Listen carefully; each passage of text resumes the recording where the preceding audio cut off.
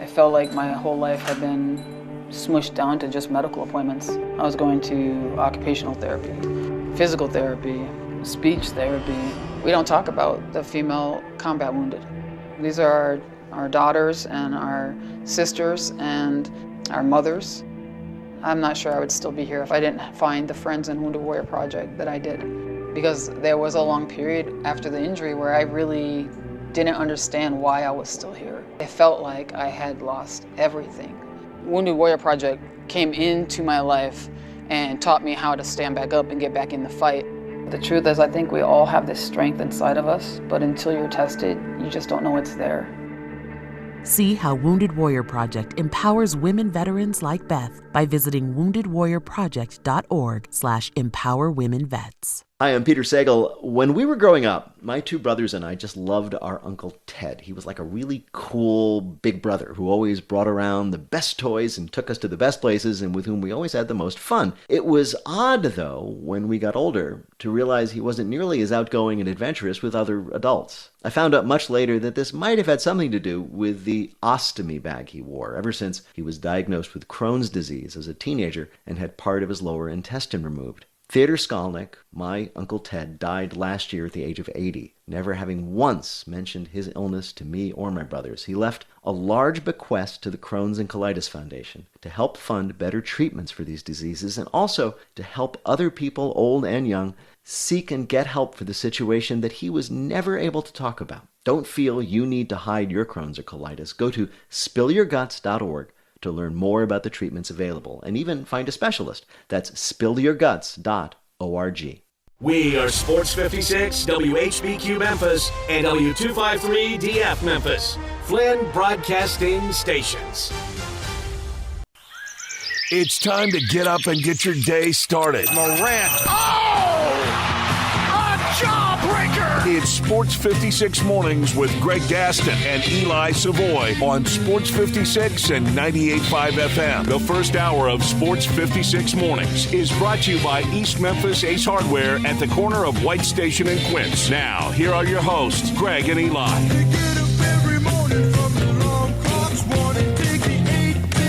Man, oh man, it had a feel of the NCAA tournament in the sense that you just need to win and push on. Win in advance, as they say.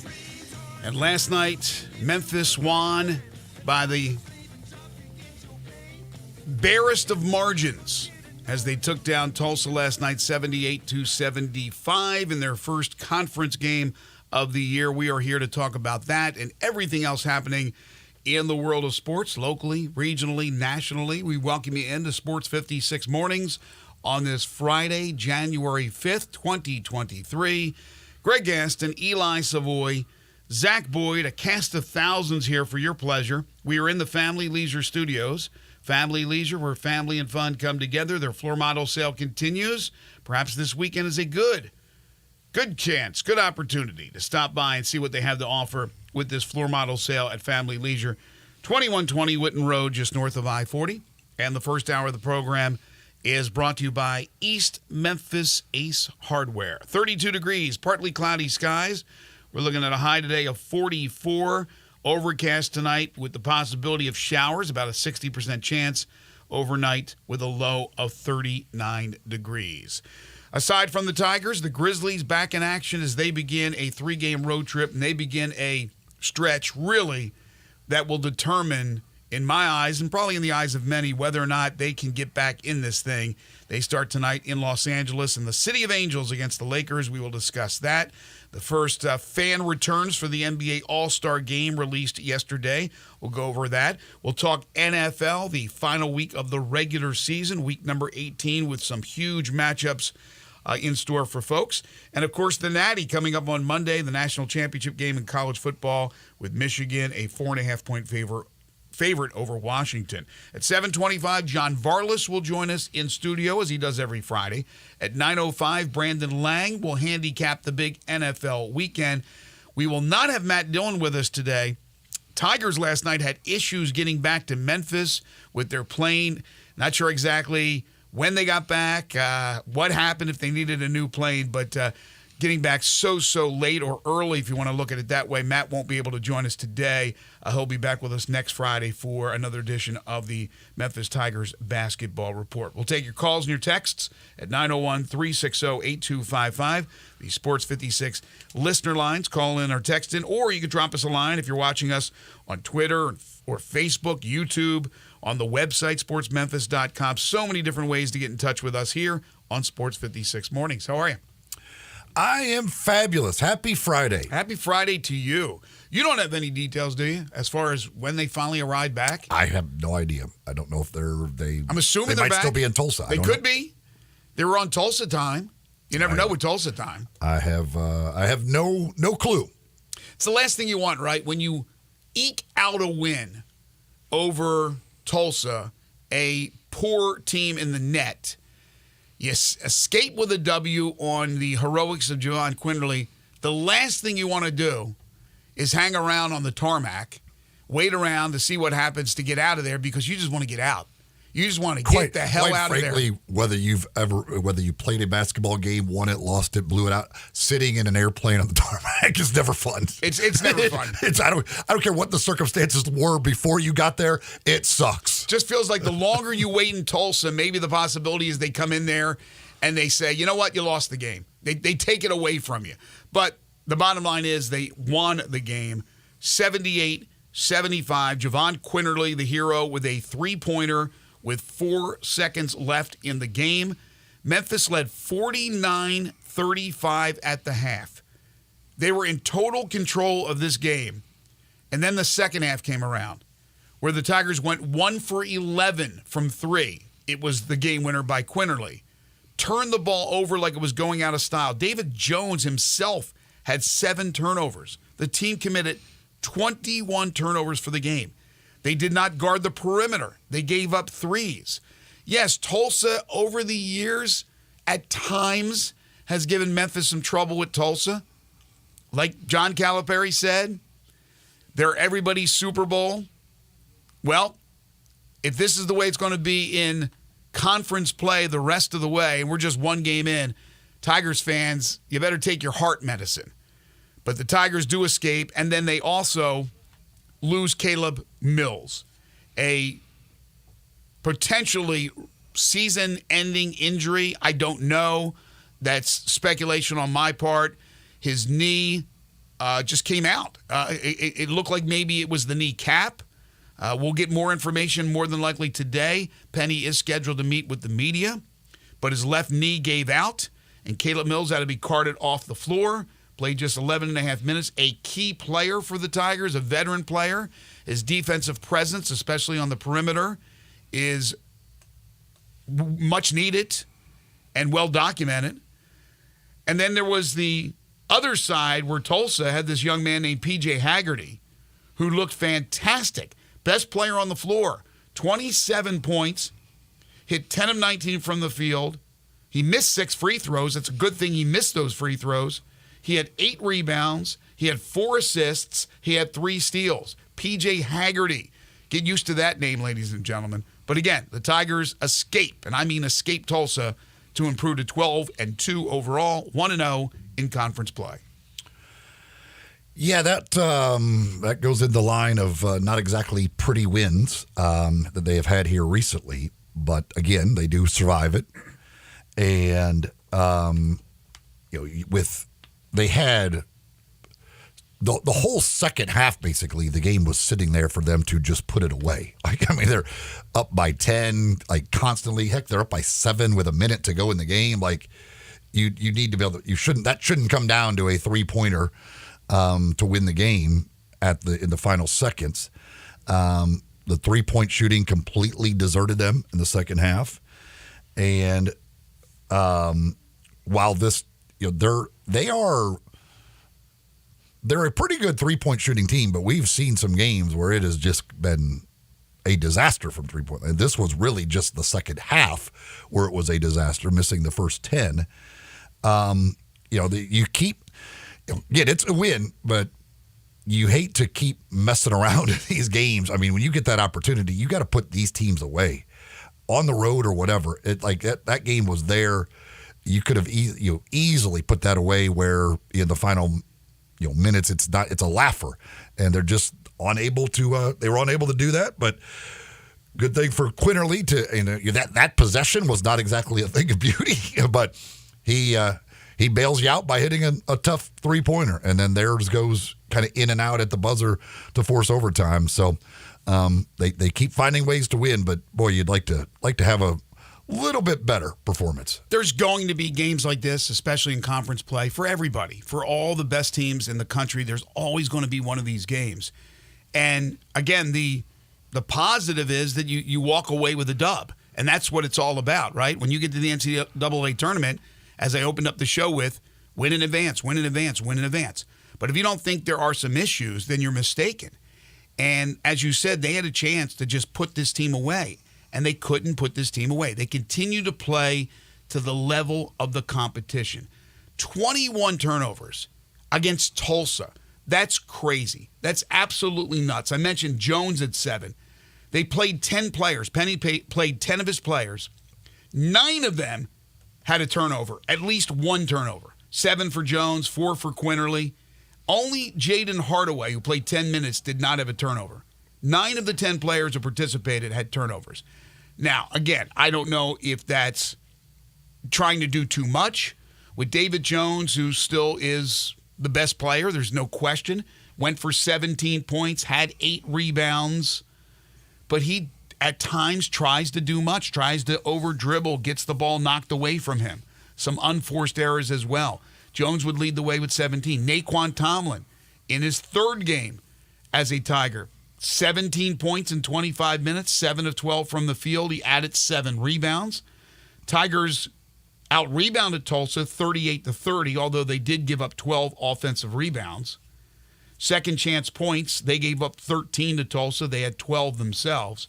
But again, down the stretch, not being able to hold on to the basketball, not making threes, and I mean wide open threes, maybe depending too much on the threes, and then giving up too many threes, not guarding the perimeter. It's interesting when you look at the stats and the box score. Jalen Young, who played only 14 minutes, was a plus 19 in this game, was a plus 19. Quinterly was a minus 10, but a huge 3. Only 1 assist for Quinterly to 4 turnovers. That's awful. And he's been very, very good. He was from the field 3 of 6, all 3-pointers.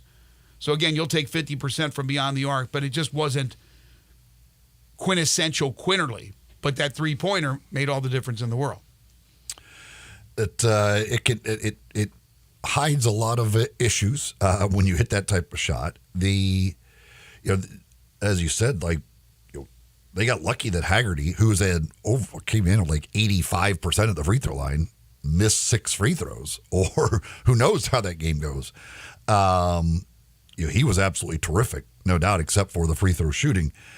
But yeah, the turnovers, I mean, you just can't turn it over 21 times against a team like that. That's right. This isn't exactly the Nolan Richardson 40 minutes of hell here. This is Tulsa. There's just a lot of them. It's just careless turnovers, and that's the type of thing.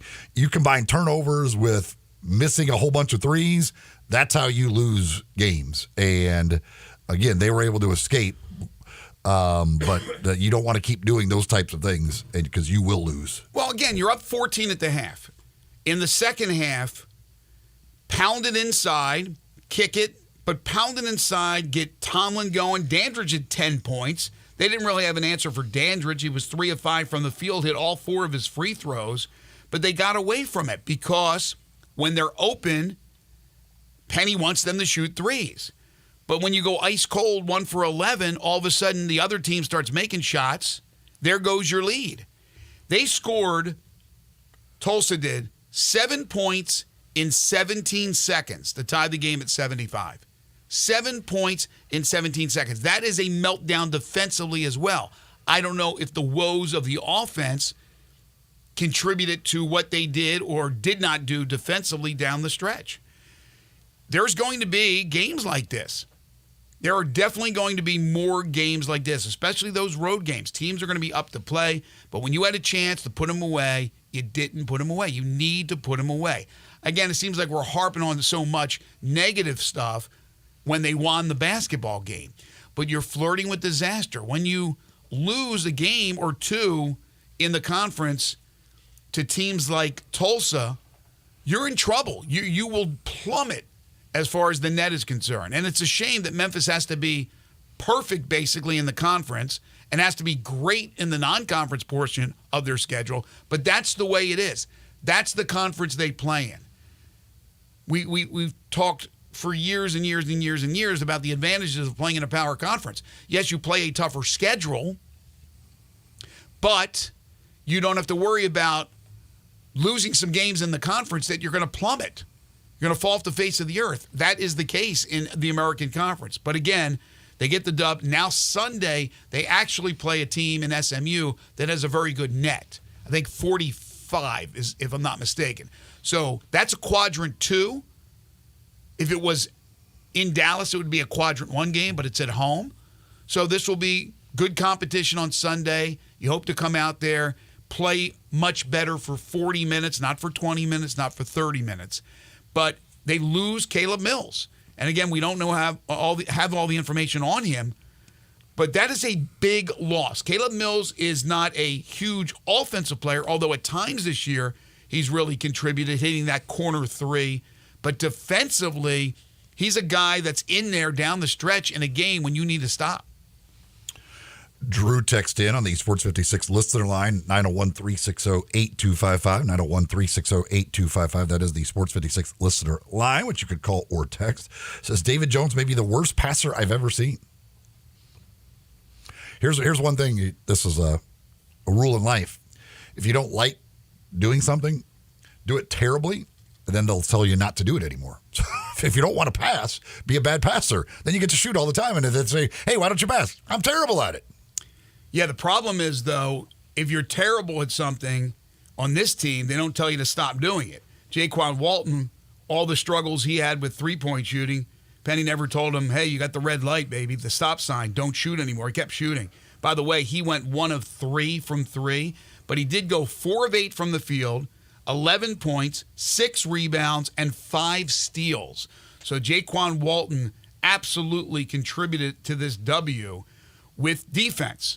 More so defense than offense, but again, offense he contributed going 4 for 8 and didn't rely solely on taking three-point shots. But yes, I don't see too many stop signs when it comes to Penny. He wants to continue to do what they strategize, what they game plan.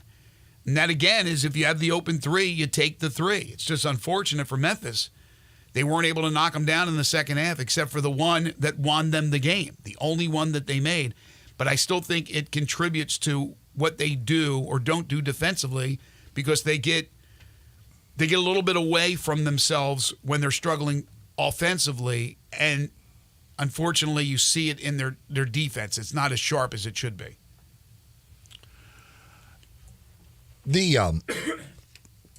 Again, I mean, three-pointers, teams are going to hit three-pointers against you, like sometimes, like that's, and that is the three-point shot is the equalizer of basketball now. Like it is, if you are struggling from 3 and the other team is making threes, they can erase a deficit in a hurry, much like we saw last night. And for all it would have taken, for Memphis, I mean, if you just make, you missed 10 straight. So say you make 3 of those, which is 30% from 3-point range, you probably put that game away. But when you are ice cold from 3, but keep shooting them, and the other team gets going like they did from that second half from 3-point range, it's that's where, again, any team is dangerous on any given night when you can get hot from 3-point range. It has become, because everybody shoots them. That's the thing. Like every team you play shoots them. They're going to continue to shoot them, and if they get hot, they can become very dangerous. Well, on the flip side, Tulsa's looking at themselves going, wait, we were 3 of 13 shooting threes in the first half. We shot 23%. Our anemic shooting in the first half is why we trailed at the half by 14 points. But then they turn around and go 9 of 21 in the second half while Memphis goes 1 of 11. So they outscore Memphis by 24 points at the three-point line in the second half. Like you said, it's the great equalizer. And we saw that. That was a game of halves. First half belonged to Memphis. Second half belonged to Tulsa. Luckily, the last few seconds belonged to Memphis to get the W. So there you go. Memphis with the win, 12-2. SMU on Sunday. Then they'll host UTSA on Wednesday. Steve texts in, says good teams find a way to win, even if they are ugly wins. Yes, absolutely. Well, that's the key. In the end, you want to make sure you get the win. Now, again, there's things that you want to shore up, such as turnovers, because they will bite you eventually, and that it could equal a loss somewhere that you just really don't want to take and can't afford to take in this conference. But yes, in the end, Quinterly hits the big shot. That's the key. You hit the big shot and escape with that win. That's the most important part of it. Oh yeah, especially as we all know, you get to the NCAA tournament. It doesn't matter. You're not looking for style points. It doesn't matter if you win by 25 or by 1. You win, you move on. You lose, you go home. That's not the case though during the regular season, because the net, which is pivotal when it comes to the committee and putting together the brackets and the seeds, they take into account, at least the net takes into account, margin of victory. It is a big factor. And the last 3 games, the Vanderbilt win was by a deuce. They beat Austin Peay by 11, but they were 16.5-point favorites and ended up not covering. And in this game, they were an 8.5-point favorite and ended up winning on a 3-pointer with 4 seconds to go. Have you seen the latest with the net? They're 41. So they dropped, a spot? Yep.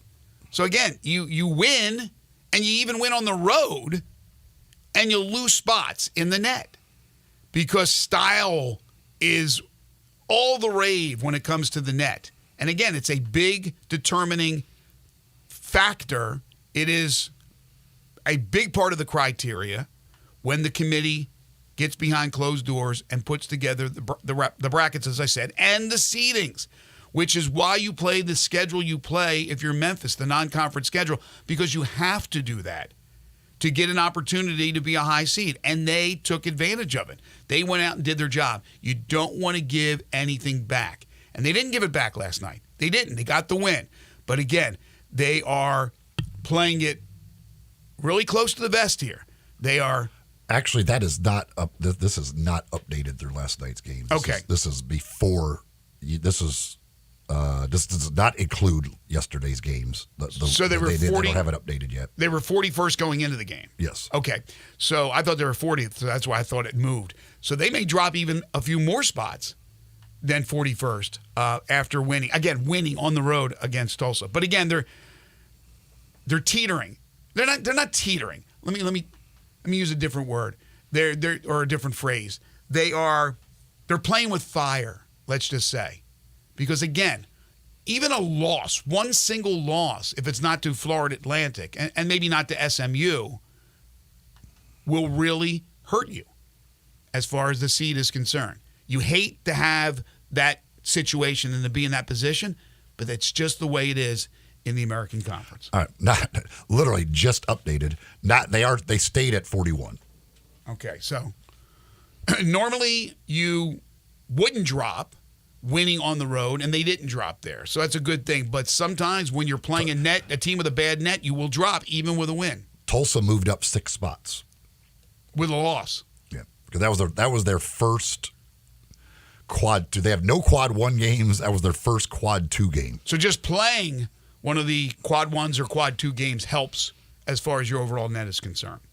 Pinnacle Roofing and Restoration for all your roofing and home repair needs. Call Brandon McCullough at 901-438-5084 or go online to newroofmemphis.com. They do offer financing with different plans and options to choose from for your new roof. 6, 12, even an 18-month same as cash option. They'll work with your insurance company or out of pocket, whatever it takes to get that new roof or that roof fixed. They do residential and commercial roofing, so business owners and property managers, along with homeowners. If you have any roofing issue, call Brandon today. They'll come out and do a free roof inspection. They're licensed, bonded, and insured, and a member of the Better Business Bureau. Again, this is a locally owned and operated company, not some big conglomerate. They're going to take care of you, and if there's an issue, they will fix it for you. As they always say, all their work is satisfaction guaranteed. You get a 5-year labor warranty on the purchase of a new roof. They do carpentry work, exterior painting. They can replace gutters, put up fencing, install shingles, put up siding, rotten wood repair, whatever you can't do, you call the experts. Quality work at a very good price. Pinnacle Roofing and Restoration for all your roofing and home repair needs. Again, call Brandon McCullough. He's the owner of the company. 901-438-5084. He'll take care of you. Tell him you heard it here on Sports 56 Mornings. Get that roof repaired in 2024. Don't let that headache become a migraine for you. NewRoofMemphis.com is the website. It's Pinnacle Roofing and Restoration. John Varlas from the Daily Memphian joins us next in studio. This is Sports 56 Mornings with Greg and Eli on Real Sports Talk, Sports 56 and 98.5 FM. We are Real Sports Talk. Sports 56 WHBQ. Available on your radio dial at 560 AM and 98.5 FM, as well as around the world online at sports56whbq.com. Take us with you everywhere by downloading the Sports 56 app. And at home, just say, Alexa, play Sports 56. Wherever you are, stay tuned in to Real Sports Talk. Sports 56 and 98.5 FM. This holiday season, give the gift of Gould's with a Gould's gift card for someone you love. It's the perfect gift for everyone. The Gould's gift card doesn't just send wishes, it grants them in store and online. Just come to any Gould's and pick up a gift card or go to GouldSalonSpa.com to purchase online. That's GouldSalonSpa.com. Happy holidays from Gould's. Gould's Salon Spa, locally owned and operated since 1932. Hey, what's up, everybody? This is your buddy Johnny Radio. I'm here with Mark, the owner of Dyer's, out in Collierville's historic town square, where they've been cooking up them burgers since 1912, the old-fashioned way. Mark, what's going on in life? I see you got your 4 kids with you. What do they love about Dyer's? Man, they love everything about Dyer's. They love all the great food that we serve, and they really like eating our good food and watching some of their favorite sports. Braden, what do you like at Dyer's? I like a bacon burger with fries, a milkshake, and with a Tigers game in the background. Carter, who's your favorite football team? The Carolina Panthers, and just with some macaroni with that sounds amazing. My man Beckham, what's your favorite food over at Dyer's? We like the double cheeseburgers. Kinley, what is your favorite dish over at Dyer's? Daddy's cheeseburgers and the Dallas Cowboys game in the background. Just remember, everybody, bring your family, bring your friends, bring your team out and eat at our place. So head on over to Dyer's in Collierville's historic town square. Purchase new wiper blades from O'Reilly Auto Parts today and we'll install them for free. See better and drive safer with O'Reilly Auto Parts. O'Reilly Auto Parts. 5-Ash Roofing, it's what we do. Roofing and siding, gutters too. We're the pros you can trust to get it done right. Call on us. 5-Ash Roofing, the name to know. 5-Ash Roofing, the only way to go. 5-Ash Roofing, it's what we do. 5-Ash Roofing. Is that not the corniest thing you've ever heard? Can you believe I paid good money for that silly jingle? Well, the experts say make it memorable, and I think I got my money's worth. 5-Ash Roof Services, proud partner of the Memphis Tigers and the official roofer of the Tigers home team. 5-Ash Roofing, 367-0050 or memphisroofer.com. 367-0050 or memphisroofer.com. 5-Ash Roofing, it's what we do. We're here for you.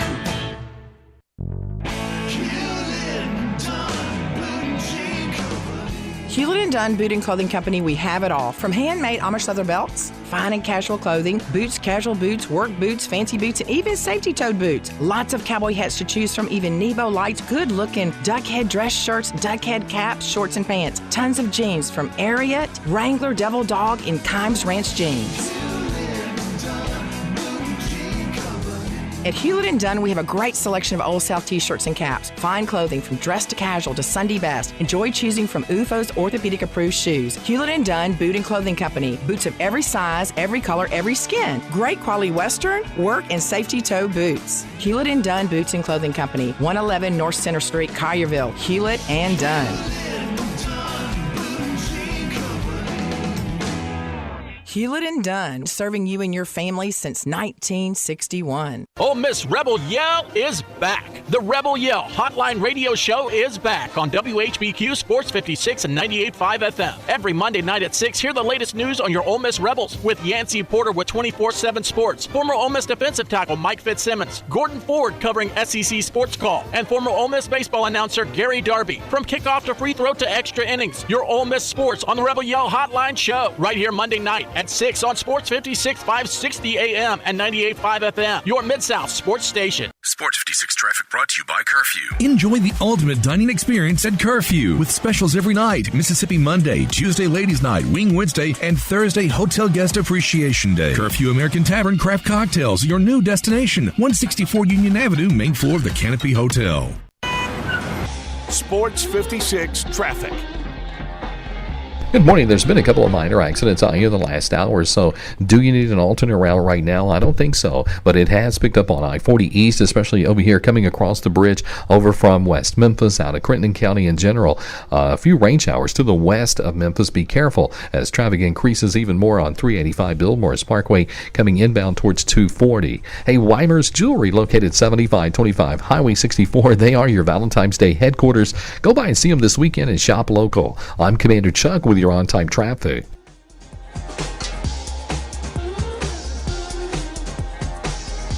Now back to Sports 56 Mornings on Sports 56 and 98.5 FM. This hour is brought to you by East Memphis Ace Hardware at the corner of White Station and Quince. Here once again, Greg Gaston and Eli Savoy. Welcome back, everybody. Happy Friday to you. Greg Gaston, Eli Savoy, Zach Boyd with you. Talked a lot of Tigers in the opening segment. We'll certainly talk more about that game last night as the show progresses. In fact, we may talk a little bit about it with John Varlas, who's next.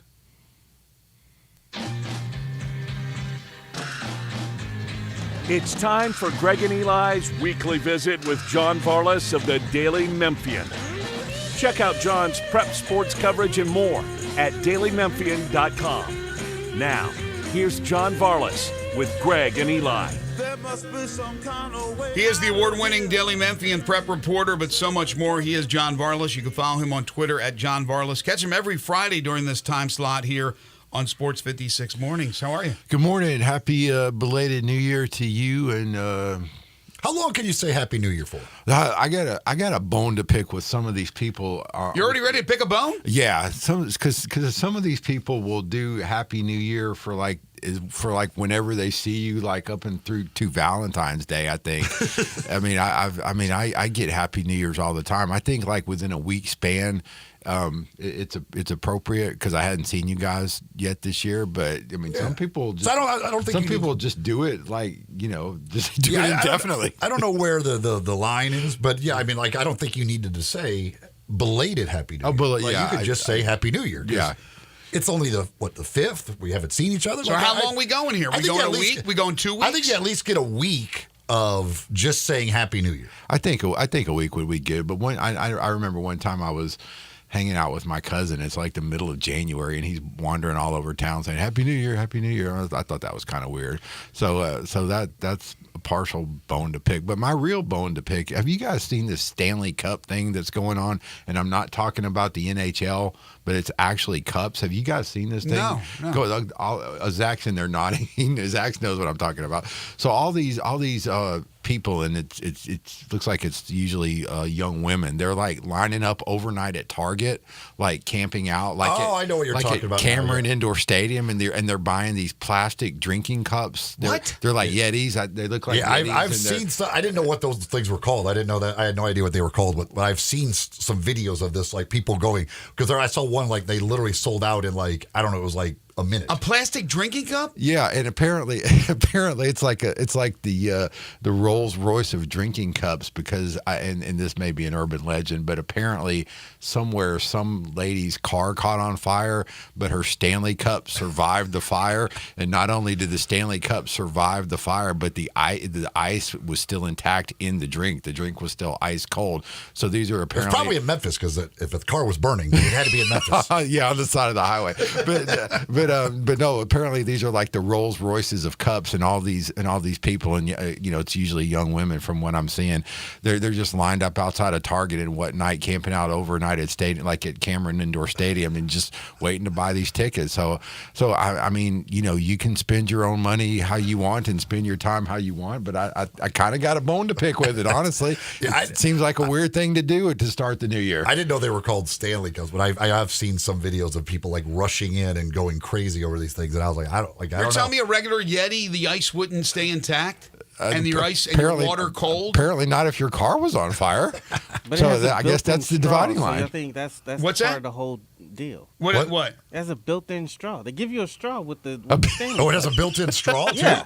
They're in line in the cold overnight to get a drinky thing that has a built-in straw. And it has That's what they're doing. It has some kind of tie into Starbucks too that has made it super desirable. But I saw something where people are going on eBay and reselling these things for four figures or 3 and 4 figures. And I'm like, and again, you spend your money however you want, you spend your time however you want. That's really none of my concern. But it seems weird. You also get to say you drank out of the Stanley Cup. Well, yes, true. You do, and some you get your name on the side of it. Some guy made an awesome joke last night on Twitter. Sometimes Twitter is really good for things. I mean, he saw this post about people lining up for the Stanley Cup, and he said, the whole nation of Canada's waited 30 years for a Stanley Cup, so no big deal there. So you're saying there's used cups on eBay? Well, that people are buying? I think they're resells. So you just buy it at retail price at the store, whatever it is, and then you flip it. Flip cup. They're playing flip cup. Flip it, yeah. It's incredible. So I'm glad I could kind of help you guys out with what's going on there in the world of trends. And Greg's looking perplexed, and I feel the same way. I don't understand it, but it's kind of a weird way to start your new year, in my opinion. I've got a question for you in a second. But by the way, I just realized that with it being January 5th, this is the 12th day of Christmas today. Oh, today's officially the 12th day? Today's the 12th day. Yeah, I learned this year for the first time that the 12 days of Christmas is not the countdown to Christmas, Christmas being the final day, the 12th day. It's the other way. Yeah, because I think it's got something to do with like the Orthodox calendar, because I know, I think January 6th is like a big Orthodox holiday. Or maybe January 7th. Probably the 6th, because today is the 12th day. Yeah. Are the women in line outside of Target for the Orthodox calendars that are going on sale? They're in charge. Probably they're in line not. for the 12. Is it Lords of Leaping? What is it, Zach? What's 12? 12.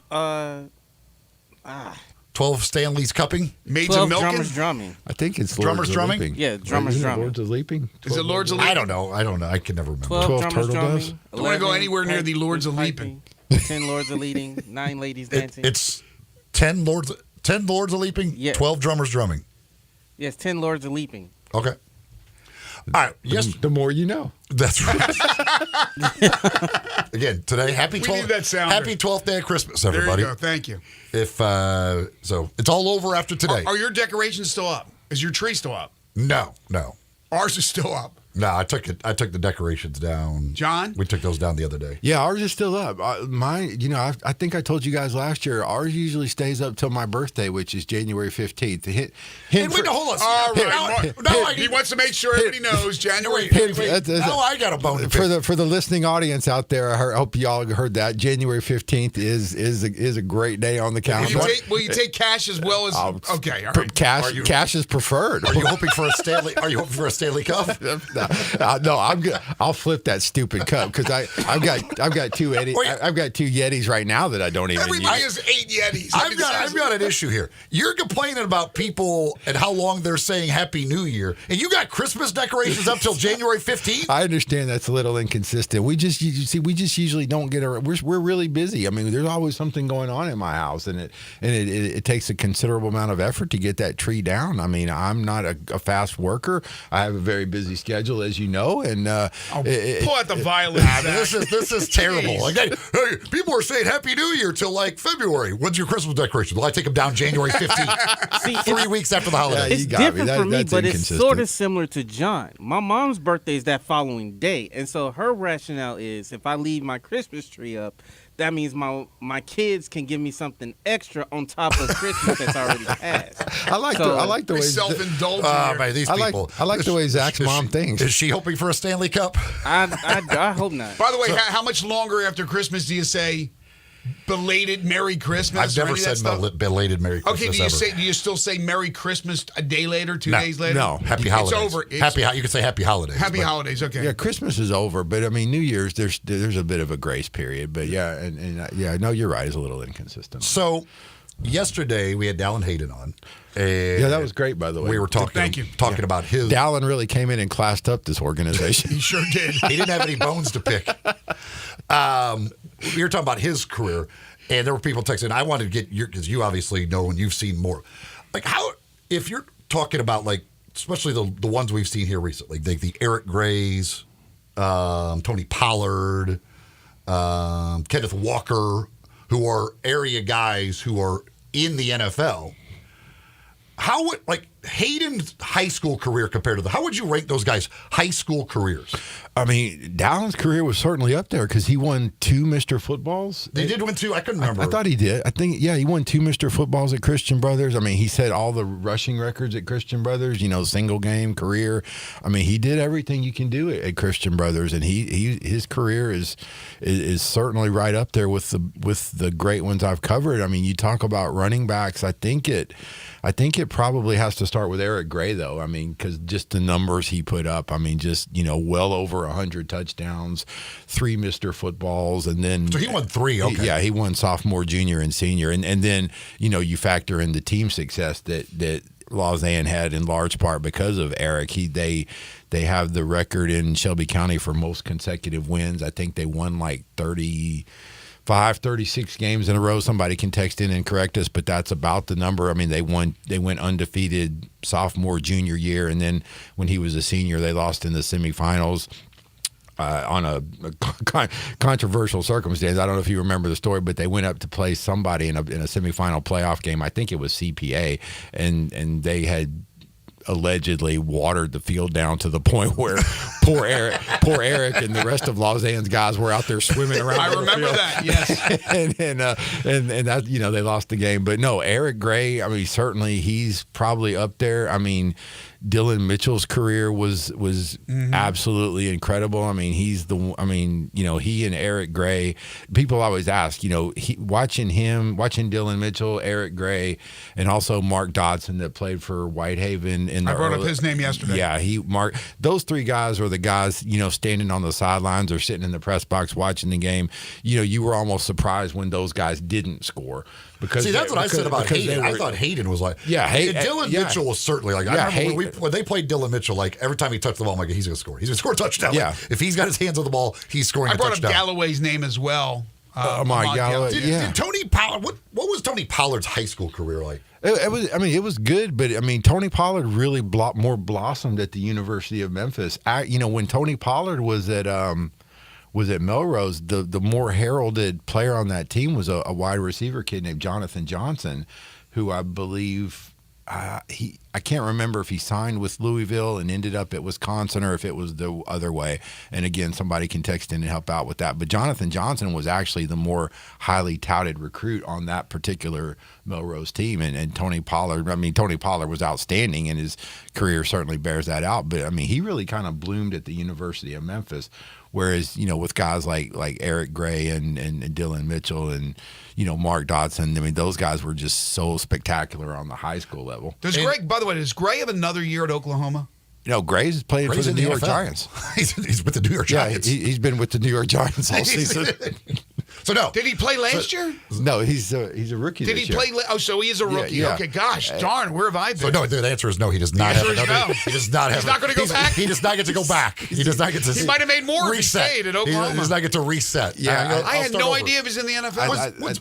Kenneth Walker in high school. He was outstanding, but another one that was, was he like a Mr. Football guy? No, he wasn't. He didn't win Mr. Football. Was he like I don't even think he was up in the. Wow. Yeah, 6A is like super hard and super competitive. I mean, you got to. Really, that's crazy to think. Like he's like a Pro Bowl running back in the NFL, but he wasn't a Mr. Football guy in high school. Yeah, there are some guys that they blossom at the next level. Yeah, for whatever the reason is. And Kenneth Walker certainly went up to Michigan State and really really turned into something special, just like Tony Pollard did. I mean, it just goes to show you can never predict. I mean, but no, when you talk about great run, I mean, there's so many great running backs. I mean, oh God, what's the kid's name that played for Ridgeway, the little guy? Oh gosh, I can't think of his name. He played for Ole Miss. Jalen Walton. Yeah, I mean Jalen Walton was outstanding. Jovan Robinson from Wooddale that played for Auburn. Mm-hmm. I mean Cordarian Richardson at Trezevant. I mean Cordarian Richardson. Yeah, that guy was he did the most incredible thing I think I've ever seen in one of the state championship games that Trezevant won, either the first one or the second one. They took the opening kickoff on the first series of the game, and they drove right down the field 80 yards to score, and every play on that drive was just Cordarian Richardson. They just fed him. And they just marched down the field like 10, 11 Who's the guy? plays. Who's the guy? It was amazing. Who I believe is still playing college ball, played this year at Tennessee, that went to Cordova. The running back. Smart?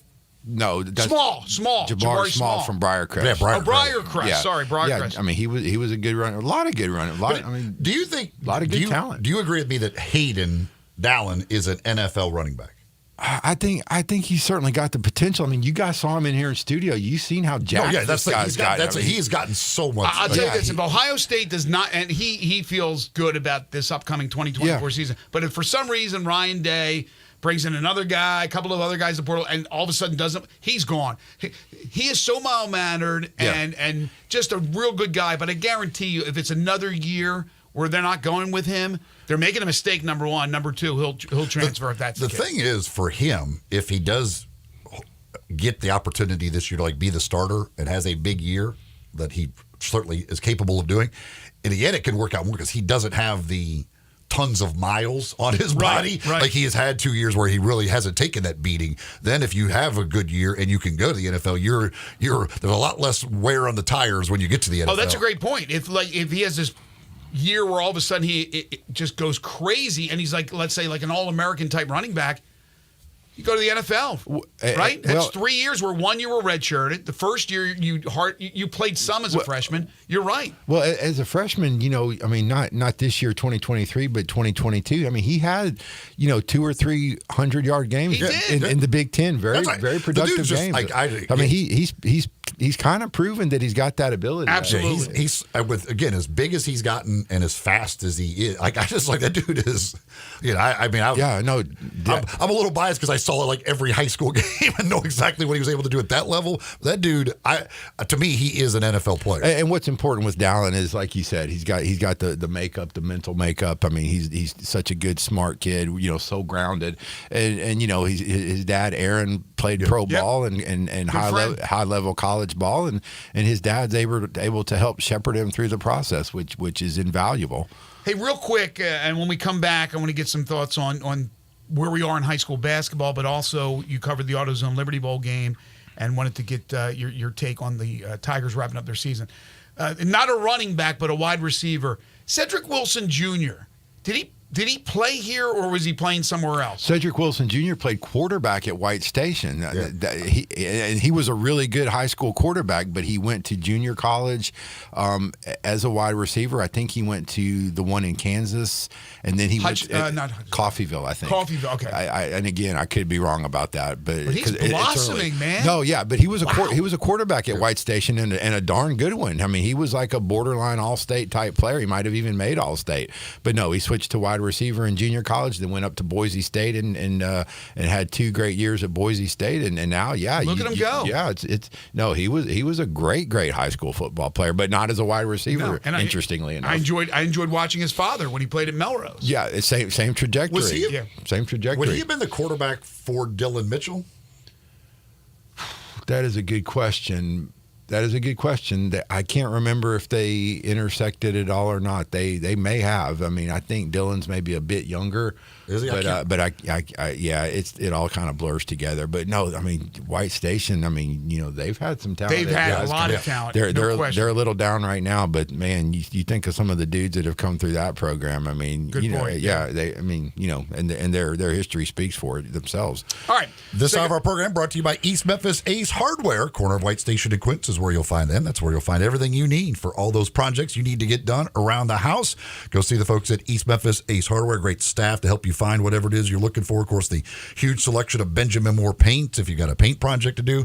All the tools, everything you need for around the house projects, plus the Big Green Egg and all the egg accessories as well. They're the platinum dealer of the Big Green Egg. You can find it all at the corner of White Station and Quince, East Memphis Ace Hardware. All right, more with JV when we return. This is Sports 56 Mornings with Greg and Eli on Real Sports Talk, Sports 56 and 98.5 FM.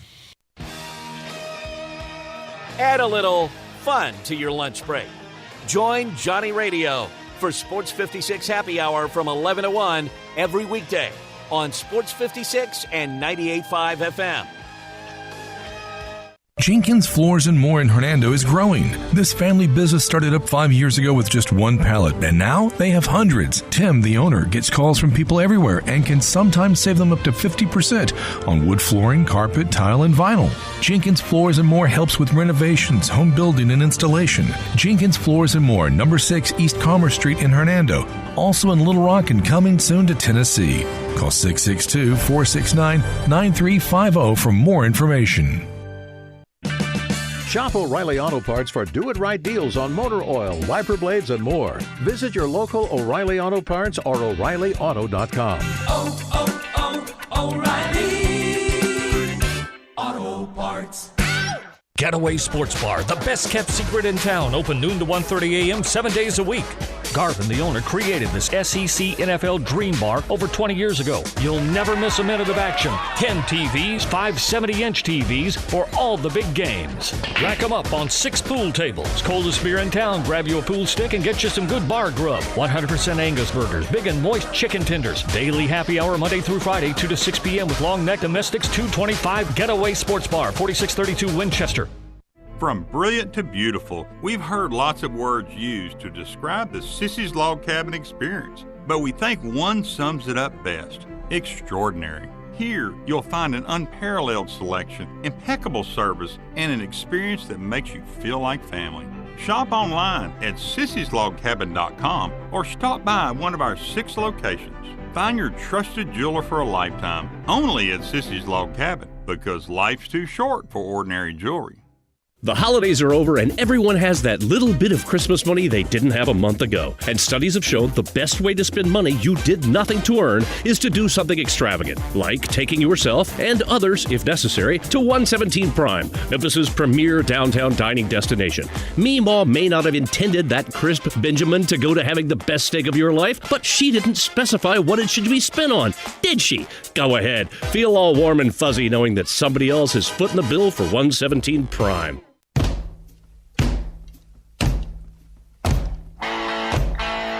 Now back to Sports 56 Mornings on Sports 56 and 98.5 FM. This hour is brought to you by East Memphis Ace Hardware at the corner of White Station and Quince. Here once again are Greg Gaston and Eli Savoy. Welcome back. Final segment here in hour 1, talking with John Varlas as we do every Friday. So school's back in session. High school basketball now starts to really heat up. So what are we needing to look forward to as far as teams and maybe matchups that are coming up here in the not too distant future? Well, certainly the big item on the agenda is the Memphis Hoop Fest, which takes place tonight. Yeah, tonight is Friday. Tonight and tomorrow night at Bartlett in Houston, and the highlight of that is the homecoming of one Billy Richmond Jr., recently committed to the University of Kentucky, former East High Mustang, and he transferred up to Camden, New Jersey. And so Billy and his Camden High team, they're going to be playing at Houston tonight at 8 o'clock in the feature game over there at Houston. And then tomorrow they're playing, oh gosh, this is not good radio. They're playing They're playing somebody tomorrow. They're playing Whitehaven. They're playing a game sometime, someplace, against somebody. They're playing Whitehaven 6:30 at Bartlett tomorrow. So 2 chances to see Billy Richmond in the famed program from Camden, New Jersey High, produced DeJuan Wagner Sr., DeJuan Wagner Jr., Billy Thompson that played for Louisville and the Los Angeles Lakers. So many great players. That's a legendary program in high school basketball. So a chance to see those guys. And did Milt play for them too? Milt Wagner. Okay, I think he kind of started it all up there. Right, I wasn't sure if he played. And Memphis Hoop Fest tonight. The feature. So 2 sites for the Hoop Fest tonight. The Houston's hosting 3 games, highlighted by Billy Richmond and Camden against the Houston Mustangs. And then over at Bartlett, the feature game tonight is going to be Bartlett taking on Cordova, which Cordova's heading into the new year undefeated, maybe the top 6A team, the top 4A team in the state right now. Those guys are just playing some great ball. They went up to the Mike Miller tournament in South Dakota over the holidays and beat several good teams in that to remain undefeated. KJ Tenner, Julius Thedford, Jay Tyler. Coach Scales has assembled a really, really talented squad this year. So that's going to be a huge game tonight at Bartlett between Cordova and Bartlett. Who's the top player or two in the area? Well, those 2 guys I named for Cordova just now. KJ and Julius. Golly, Keeper Jackson for Christian Brothers is a guy you want to keep your name on. He was recently voted, this week he was voted as our Daily Memphian Player of the Week. So shout out to everybody at Christian Brothers for getting the vote out. But, this guy's starting to blossom. Plug. He had a tremendous tournament. They went down to Florida and won a tournament over the holiday break, and he was outstanding in all 3 games. Do you know if Memphis is looking at any of these players? They should be. They should definitely be looking at Keeper because he's got good size. He's a keeper. And thank you. He really should be a goalie in soccer, quite frankly. But no, he's a tremendous player. No, well, and the Bartlett kid, the Cordova kids are already committed. KJ Tenner's committed, or he signed with Drake, and Julius Thedford is signed with Missouri State. So those guys are already locked up with their schools. But Keeper Jackson, probably the guy having the best season so far is Jordan Allen over at Hillcrest, who's averaging well over 30 points a game. Wow. Multiple 40-point games this season. He's got a 50-point game this season. And what I like about Jordan is, even on the rare games this year when he hasn't scored, a ton of points, he's assisted on a bunch of baskets as well. So, he's had games where he might have had just like 17, 18 points, but he'll offset that with maybe 9, 10 assists. A really good all-around player. Several steals. Yeah, he's little, and he's actually going to be announcing his college destination on Sunday, so somebody's going to be getting a really good little guard there out of Hillcrest. But there's lots of good action, and I would just urge everybody to make it out to the Hoop Fest tonight if you're near Bartlett or near Houston. All the action's going to be at Bartlett on Saturday, and it's all day long tomorrow. A lot of prep schools coming in. This is a Travis Haddock production, so he always brings in good quality opposition. He hasn't done one in Memphis for a while. Yeah, he hasn't, but it's going to be fun to catch up with Travis, and I'm looking forward to seeing how Billy Richmond does in his return. It's going to be special for him. It's going to be fun. Yeah. All right. Final moment or two. You covered the AutoZone Liberty Bowl game, and obviously Memphis with their best performance. I don't think anybody would argue that. Their best performance of the year, knocking off the Big 12 team. Your thoughts as the Tigers wrap up their 5th 10-win season in their history? Well, in the post game, it was interesting how, Ryan Silverfield knew the numbers, man. 108 years of football and 5 winning seasons. So, 5 10-win seasons. 5 10-win seasons. It meant a lot to him to get to that 10-win mark. I know it meant a lot to the players. And, I listened to you guys with Harold Grader yesterday. And I know, obviously, Harold has a vested interest in the Liberty Bowl. And it's understandable. But AutoZone Liberty Bowl. The Auto... Sorry, I got you, Harold. Sorry, Harold. I got your back, Harold.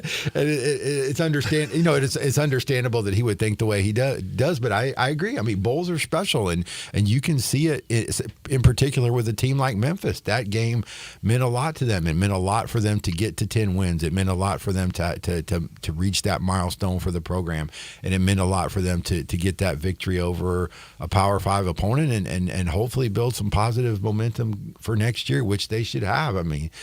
There's not going to be I mean, there's not going to be very many teams in the country with as much experience as Seth Hennigan coming into next season, Right. and as long as he has still some weapons to work with, which I'm sure they'll make sure that that's the case.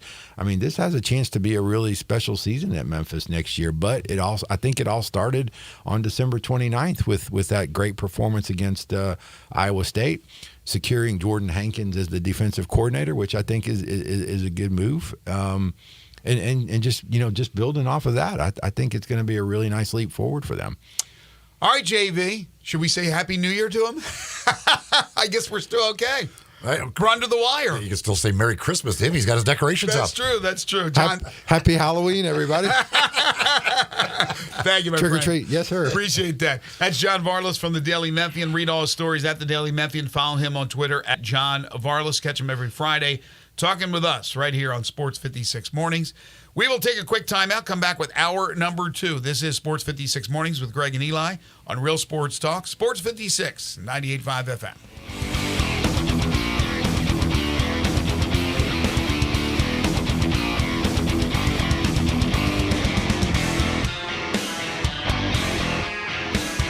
When the weather gets better, I found a new place to really soak it in. It's the patio at the Commissary in Collierville. We all love the delicious Memphis-style barbecues. You can begin your barbecue fest with some great appetizers like the cheese plate or the tamales or the barbecue nachos. Oh, those smoked chicken wings, they're terrific too. Then dig into the ribs or the barbecue shoulder. Get it chopped or pulled on a sandwich. A big sandwich, or you can get it on a plate. You've got choice, and you've got choice in places. Don't forget the Germantown Commissary as well. Comes with beans and slaw, deviled eggs they're famous for. And Brad, you can even order by the pound, a 6-pack or an 8-pack or even a 12-pack. The Boss Man salad, the chicken plate, the barbecue shrimp. There's something for everybody, and those great desserts. The best icebox lemon pie anywhere. Or my favorite, the banana pudding. Check out the patio, TVs for sports, and music on the weekends. You love the Commissary.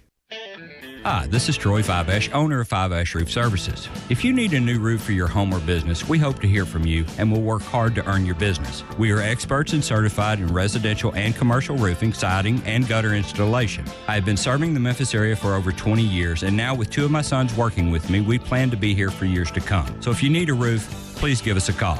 On a personal note, what a great time it is to be a Memphis sports fan. With the Grizzlies and the Redbirds and 901 FC, not to mention Tigers football and basketball, it's going to be a fun year. Thanks to Coach Silverfield and Coach Hardaway and their staffs for their dedication to the student and athletes, the University of Memphis, the City of Memphis, and us fans. Five Ash Roof Services, a proud partner of the Memphis Tigers and the official roofer of the Tigers home team. Five Ash Roofing, fair, honest, and ethical. 367-0050 or memphisroofer.com. 367-0050 or memphisroofer.com. Five Ash Roofing, it's what we do. We're here for you. For the ones who get it done, the most important part is the one you need now. And the best partner is the one who can deliver. That's why millions of maintenance and repair pros trust Grainger. Because we have professional-grade supplies for every industry, even hard-to-find products. And we have same-day pickup and next-day delivery on most orders. But most importantly, we have an unwavering commitment to help keep you up and running. Call, click Grainger.com, or just stop by. Grainger, for the ones who get it done. A good friend of mine told me about this awesome place for lunch. Oh, yeah? What's the name? Neil's Grill and Bar, where the fat man rocks. Everybody knows Neil. Where's it located? It's located in Yorkshire Square off Quince. And what's it like? The best lunch place in Memphis. You know, like real mashed potatoes and gravy. Everything is made from scratch. Monday through Friday, daily lunch specials like Monday baked chicken, Italian Tuesday, spaghetti, ravioli, Italian spinach, delicious fried catfish, fried chicken livers every Wednesday, Friday, Salisbury steak, barbecue chicken, or if you just want a vegetable plate, the best veggies in town. What about the lunch price? Meat and 2 veggies, $8.95. Meat and 3 veggies, $10.95. And veggie plate, $9.95. Big fat boy portions, man. Man, you're making me hungry. Come hear the best live local music at Neil's. Eddie Smith plays Sundays 5 to 9, Mondays karaoke, Tuesdays Debbie Jameson, Wednesdays Elmo and the Shades, Thursdays John Williams and the A440 Band at Neil's. Where the fat man rocks. You or someone you know or care about has dealt with a difficult divorce. When facing divorce, you need the attorneys at Rice Law.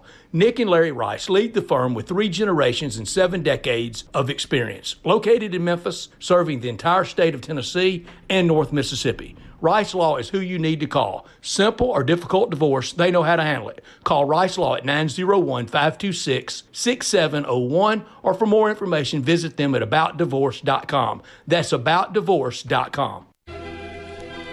We are Sports 56, WHBQ Memphis, and W253DF Memphis.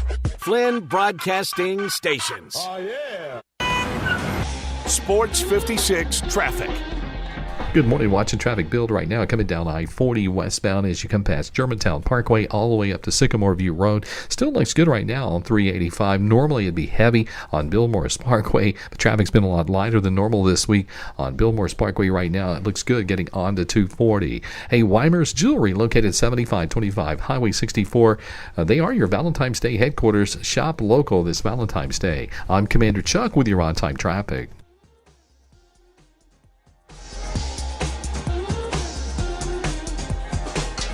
Now back to Sports 56 Mornings on Sports 56 and 98.5 FM. This hour is brought to you by James Gaddis Jewelers. Diamonds are forever. Woo! Here once again, Greg Gaston and Eli Savoy.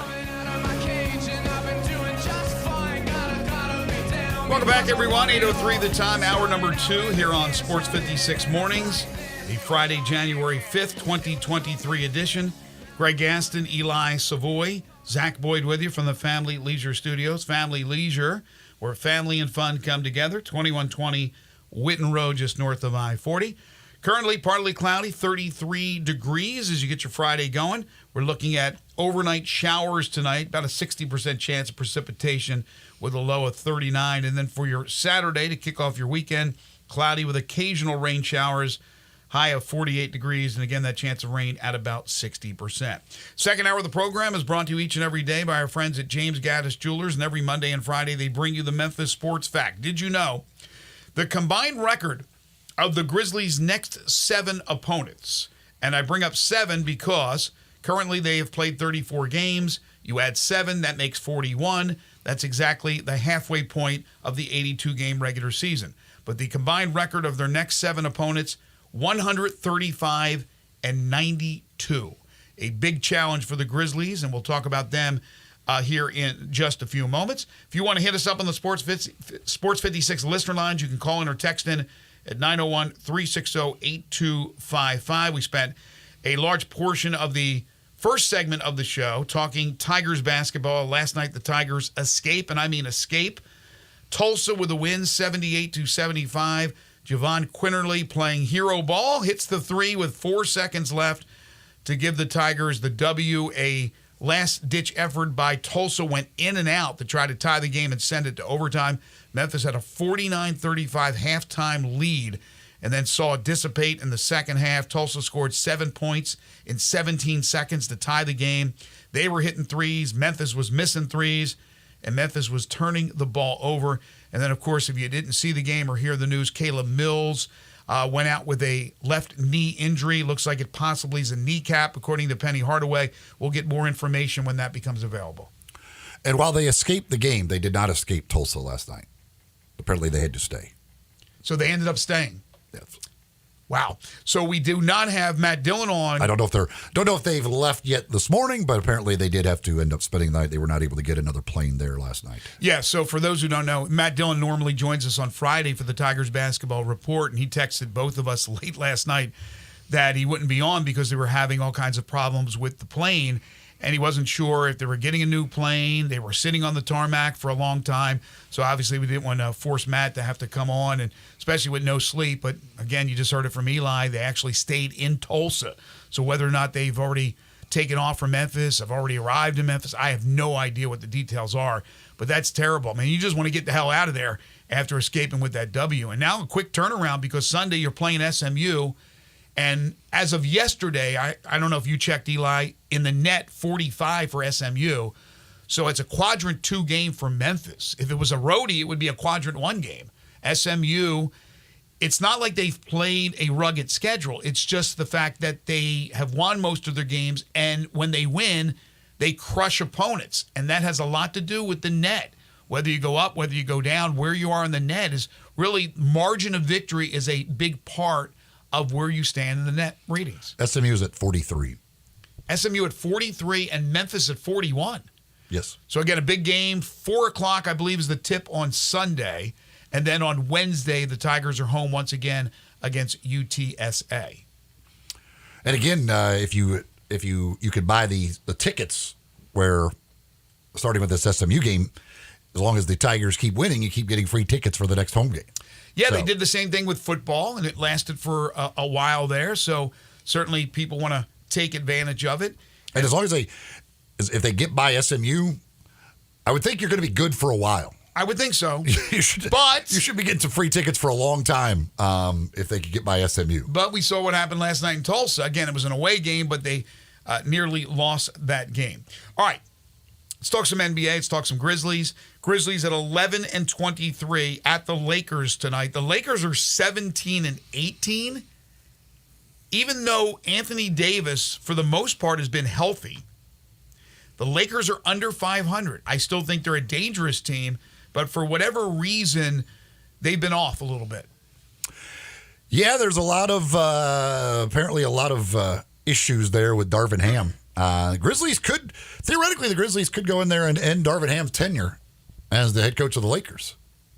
It's that close to teetering on losing his job? There's all kinds of reports out there about they don't like him. Yeah, the disdain for him in the locker room. Well, if LeBron doesn't like him, it's going to happen, right?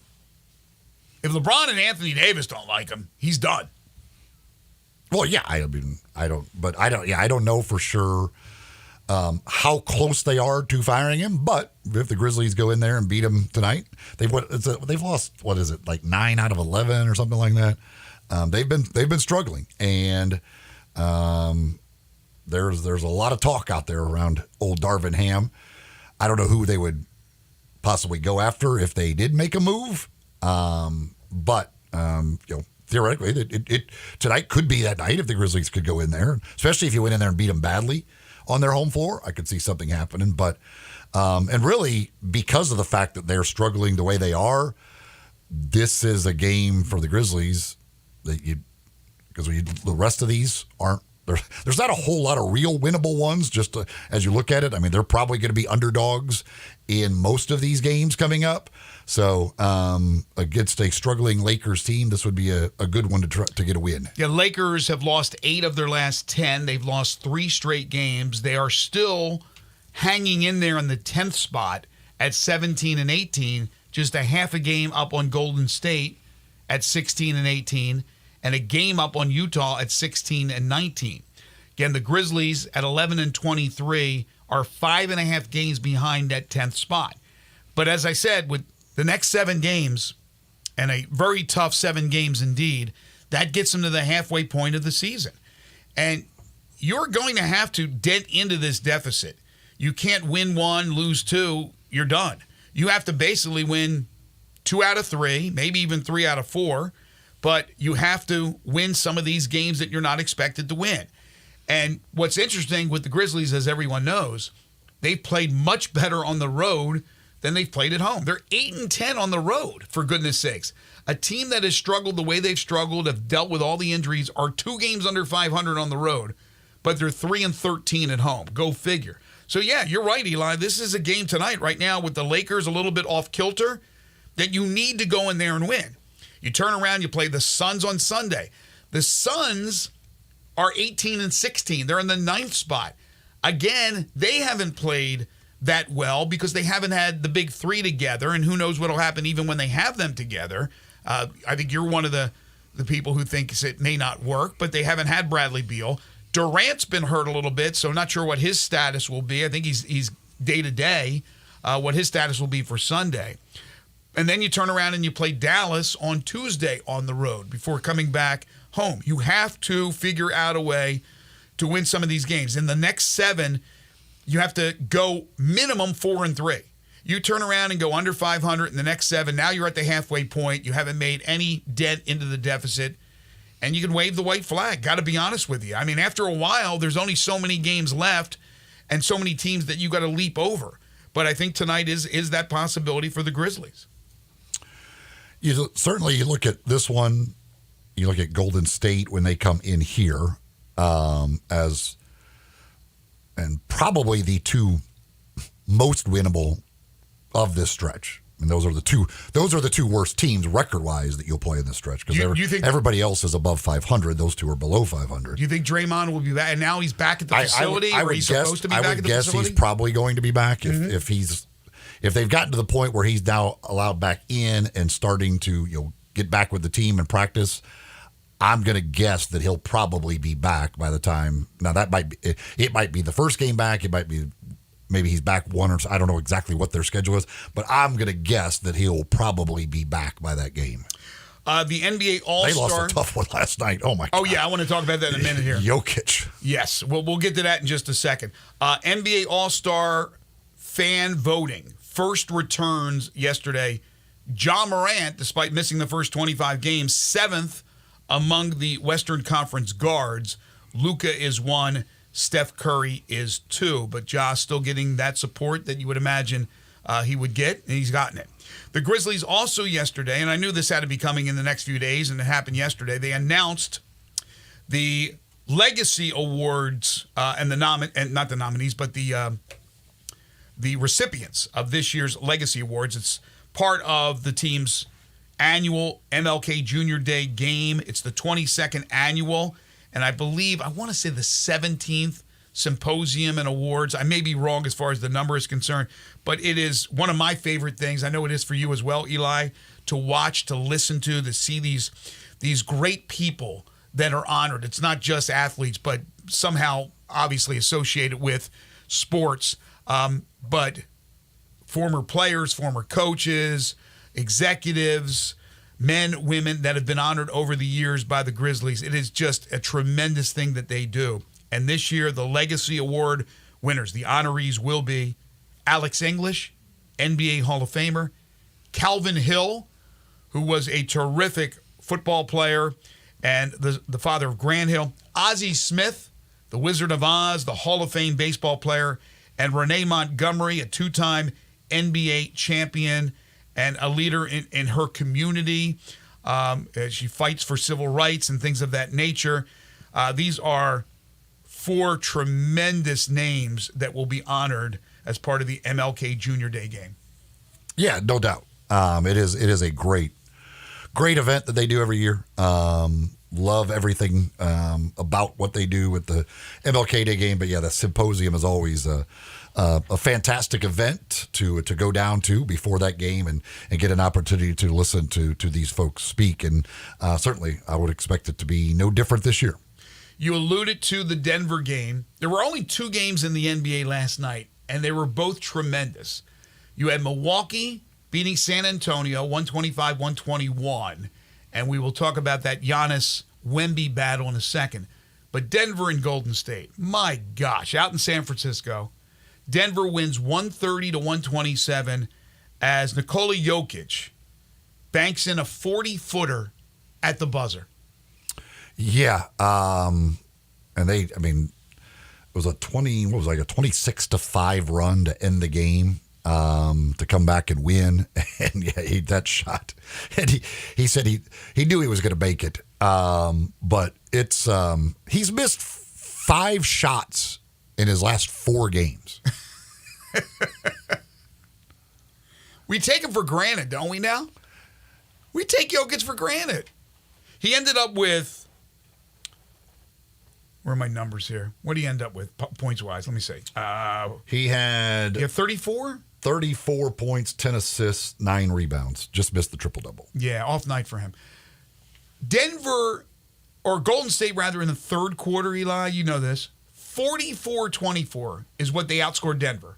Again, let me repeat that. Golden State scored 44 points in the third quarter and outscored Denver by 20, in control of the game And here comes Denver, the defending champions, outscoring Golden State 36-20 in the fourth, getting the bank 3 to win it by Jokic. Incredible comeback. It was a 25-4 run they ended the game on to come back and win. So, and that was over I want to say it was about the last 6 minutes, 6.5 minutes, something like that they did that run.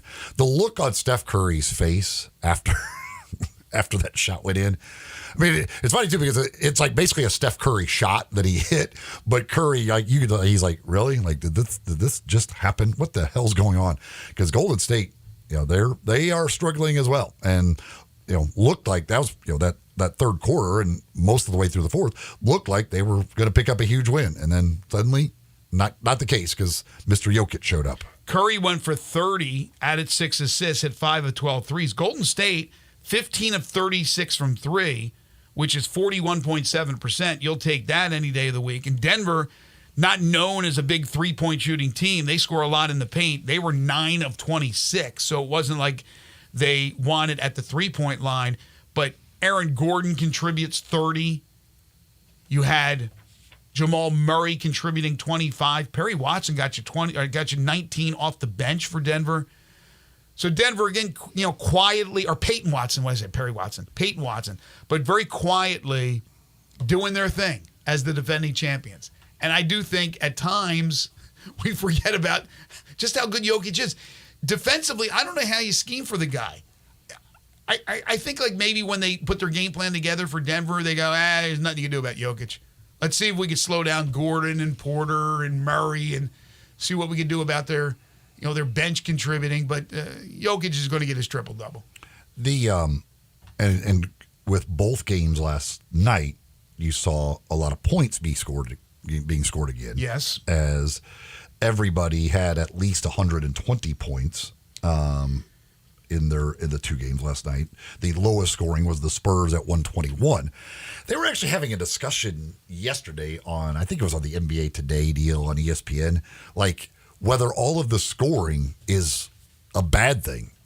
What the hell are you talking about? It's the difference between making shots and missing shots, right? Well, no, they're talking about for the league. Is it bad? That there's not defense being played. I want points being scored. Who the hell wants to watch a game that's 90-88?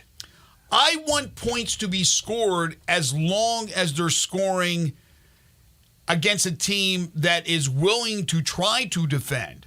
I mean, I hate, and I know it's not an all-star game. It's a regular season NBA game that counts in the standings. But I hate with a passion the all-star game. I hate teams not playing defense. Now, all these teams are trying to play defense. Some play it better than others.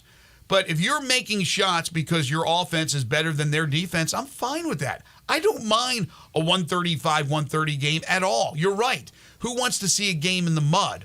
But you want to see teams competing on the defensive end as well. But with the offense, it goes back to what we talked about yesterday. The Grizzlies are not shooting the ball from the outside. It's costing them. They're getting to the paint with Ja back because that's what Ja does. Grizzlies don't shoot the ball well from anywhere. But in the restricted area, all the way to the three-point line, they just don't shoot the ball well. Right, but you're getting more in the paint from Ja because that's what Ja does, although he has settled a lot for the three-point shooting. But yes, to get back to your point yesterday, 4 teams that all scored 120+, the Spurs-Bucks game, Giannis Antetokounmpo with 44 points, 14 rebounds, 7 assists, 2 steals, and a block in his first game against San Antonio with Victor Wembanyama. Wembanyama, in 26 minutes, 27 points, 9 rebounds, an assist, a steal, 5 blocks. He hit 10 of 18 from the field. Now, with Wembanyama, he settles sometimes for the 3. 2 of 8 from 3. He got to the free throw line 6 times. He made 5 free throws. Antetokounmpo only got to the free throw line 6 times and made 4. He usually gets to the free throw line more. But in the first battle, the Bucks get Wemby and the Spurs by 4. But when you see the stars step up, I mean, that's what people want to see. And that's what we saw last night in both those games. That's that's truly 2 freaks. That is the Greek freak and that is a French freak. Those 2 guys are, at their size, the things that they are able to do is ridiculous. Right now, and Zach, you can jump in on this. Right now, top 5 players you want to see in the NBA. Any given night, they're playing. You have a chance to watch. You watch them. 5 players. Who are they? Wembanyama, Antetokounmpo, LeBron. Still LeBron, huh? Yes. LeBron. As long as LeBron's playing, LeBron will be on my list. John Morant's on my list. Ja and Luka. Zach? Maybe Jokic would be close with either Jokic or Doncic. If you just like a tactician, a guy who does everything and he does it well, then you watch Jokic. But it's not like he excites me where I have to watch a game with Jokic. I know what he's going to do, but you're right. You saw last night a half-court shot to win it. Who's your 5? It's Ja, KD, LeBron, Tatum, and Luka. All right, KD, I'll give you KD. Tatum doesn't do anything for me. I know he's great, but he doesn't really ring my bell. He's just a hooper, man. He's a hooper. Like he's not flashy, but I like to watch guys get buckets. Yeah, he's obviously a great player, but I don't. You know what I like to watch a lot, and I'm not sure. I don't think he'd be in my top 5. I like your list, Eli. I like it, and Zach's not bad, but I like yours better. Trae Young. I like watching Trae Young. I like watching him step back and throwing up 30-footers and ball fakes and things of that nature. I am not a big Trae Young fan. No. He's not Dylan Brooks on my list, but he's well, not. Whether or not you like him personally, or I just like it. I like his game. He's fun to watch. Kyrie's fun to watch too. Kyrie would be if you went like top 10. Kyrie would be on my list. Kyrie's unbelievable to watch play basketball. Right, but I know what would happen when the Mavs are about to play, and I expect Kyrie to play. He won't play. Something will happen. See, if you going on your just getting buckets thing, Zach, I would much rather watch like Devin Booker than Jason Tatum. I think Booker's amazing to watch as far as a guy who just can get buckets. Like he's crazy. How about Lillard? Lillard's fun. Anybody else come to mind? Yeah, Lillard's cool. Now, the one guy I don't like watching is Harden. How about Steph? It's not the same. Steph annoys me. Steph has crossed over to annoyance with me. Has he really? Part of it, I think, is the damn mouthpiece. I hate that thing when he's chewing on it. It drives me crazy watching him chew on that damn mouthpiece.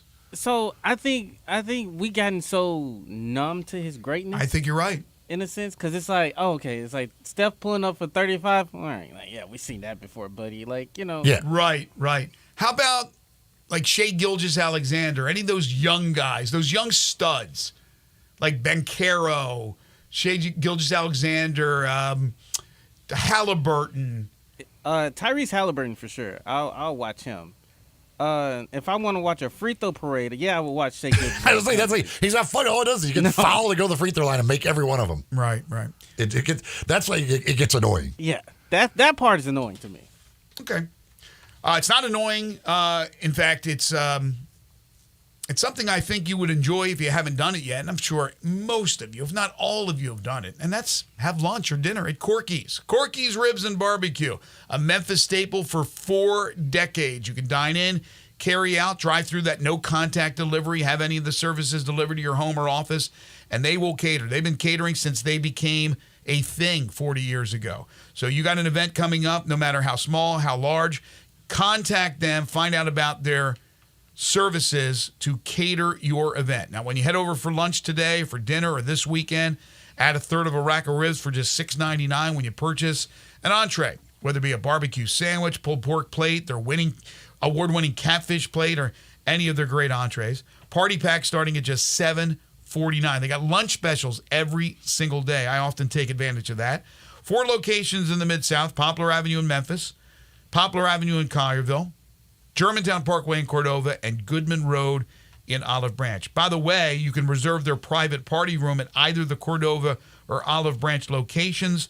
Just contact them. Corky's Ribs and Barbecue. They're open for lunch and dinner 7 days a week. I still like watching Zion play too. I think Zion is fun to watch. I like watching his power at times. Like when he gets an opportunity just to go, like just be the bull in the china shop to the rim and comes up with some of his dunks. Like that dude, just the pure force he can play with is impressive. I agree with that. You're tuned in to Sports 56 Mornings with Greg and Eli on Real Sports Talk, Sports 56 and 98.5 FM. You already know you can listen to Sports 56 anywhere with the Sports 56 app or at sports56whbq.com.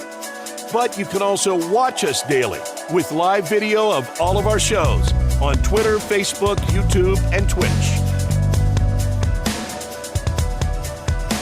Roofs, and more roofs. Chris Price here with Metro Builders. Is your roof leaking? Do you have mold stains on the ceiling of your home or business? Is your carrier denying your claim or offering a repair simply because they don't have enough documentation? You need a contractor that performs work for insurance claims for policyholders each and every day, and Metro Builders is here to assist. Call Metro Builders. At Metro Builders, we provide free estimates, consultation, and claim repairs. Metro Builders' process of arriving, inspecting, diagnosing problems, and estimating is second to none, commercial and residential.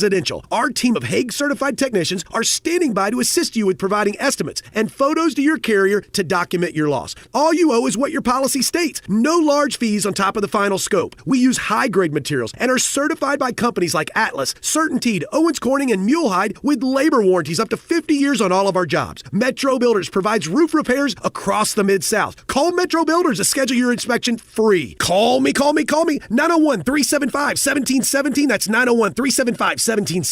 Yo, Mark, long time no see. You still down at Dyer's? Man, I'm not down at Dyer's. I'm out at Collierville Historic Town Square. When'd you move out there? We've been out there for about 13 years. We've got the shops, the park, we got the train the kids like to play on. You still cooking those burgers the old-fashioned way? Man, we're still flattening out those hamburger balls on a slab of marble and skillet frying them the old-fashioned way like they've been doing for 100 years. Dude, you still have those onion rings. Man, they're fantastic. Hand-breaded, served up just right. I loved those milkshakes. Please tell me you're still doing those. Man, we are hand-dipping those shakes, putting them in the old glass in the shake tin, served the old-fashioned way. You got any new items out there I need to know about? We're just doing a lot of gourmet sandwiches. We've got farm-raised catfish straight out of the Delta. We've got some hot tamales from Pasquale's Tamales out of Helena, Arkansas. Man, are they served in the husk? What those guys like to say, they're so good, you'll suck the shuck. Go see my buddy Mark at Dyer's Cafe in Collierville's historic town square.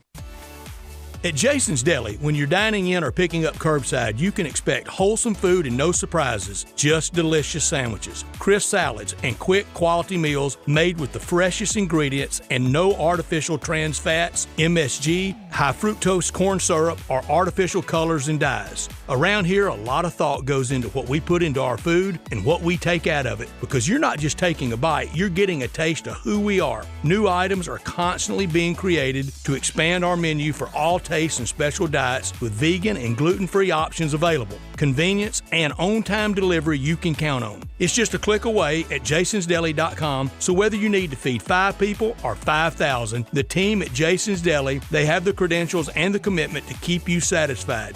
Freshness is nearby at Jason's Deli with locations at Ridgeway in the Park Place Center, Poplar and Highland, Germantown Road in Cordova, and on Goodman Road in Olive Branch. Jason's Deli. It's wholesome food and no surprises. It's a new year, and Family Leisure has a new way to bring family and fun together. All you have to do is walk into Family Leisure and look around.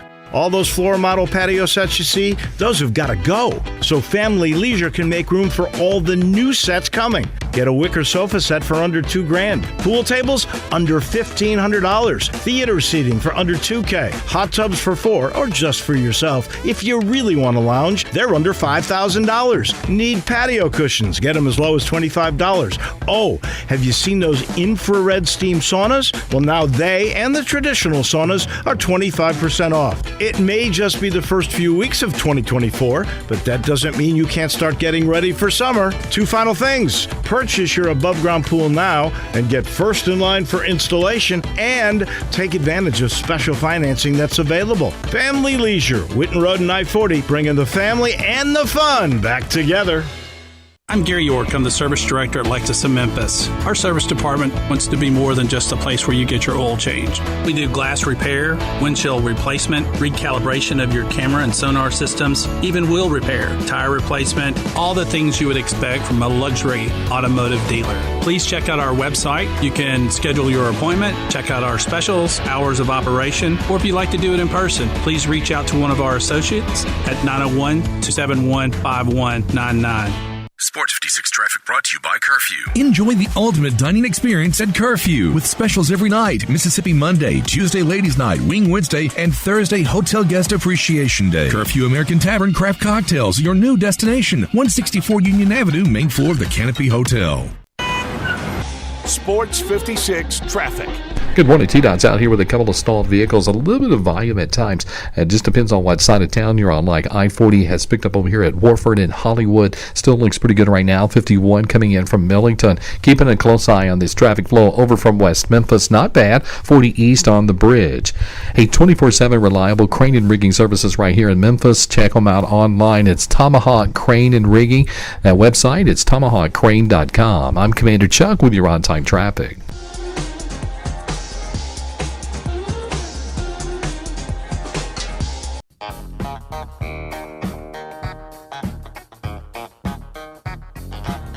Now back to Sports 56 Mornings on Sports 56 and 98.5 FM.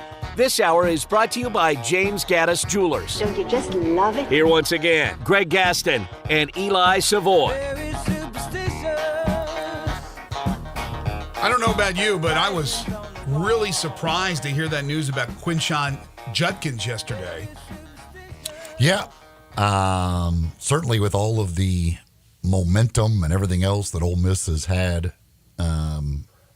throughout the transfer portal, that's a big one. Yeah, for those who don't know, Quinshon Judkins has announced that he's entering the transfer portal. So you're talking about a quality running back that somebody's going to be able to get. I don't know. I don't know the guy. I don't know what's going on. I know that he was their number one running back. I know that he probably did pretty well with the NIL.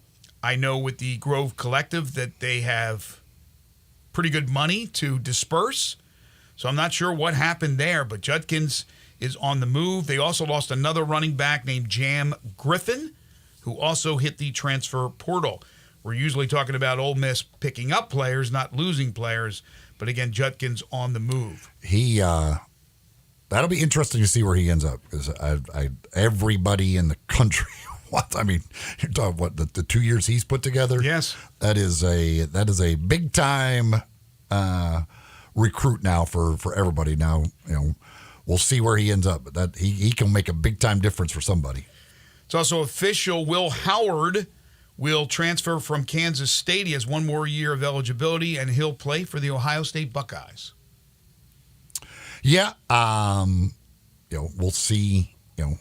If he ends up being the starter. Obviously, they weren't, I guess, willing to promise before their guy to be the starting quarterback. So he leaves. I don't know if they promise Howard to be the starter or not, or and what they what the competition and who else is in that. But certainly a guy who obviously led last year Kansas State to the Big 12 championship. Really good quarterback, and they at least have that safety blanket, I guess, now at the quarterback position.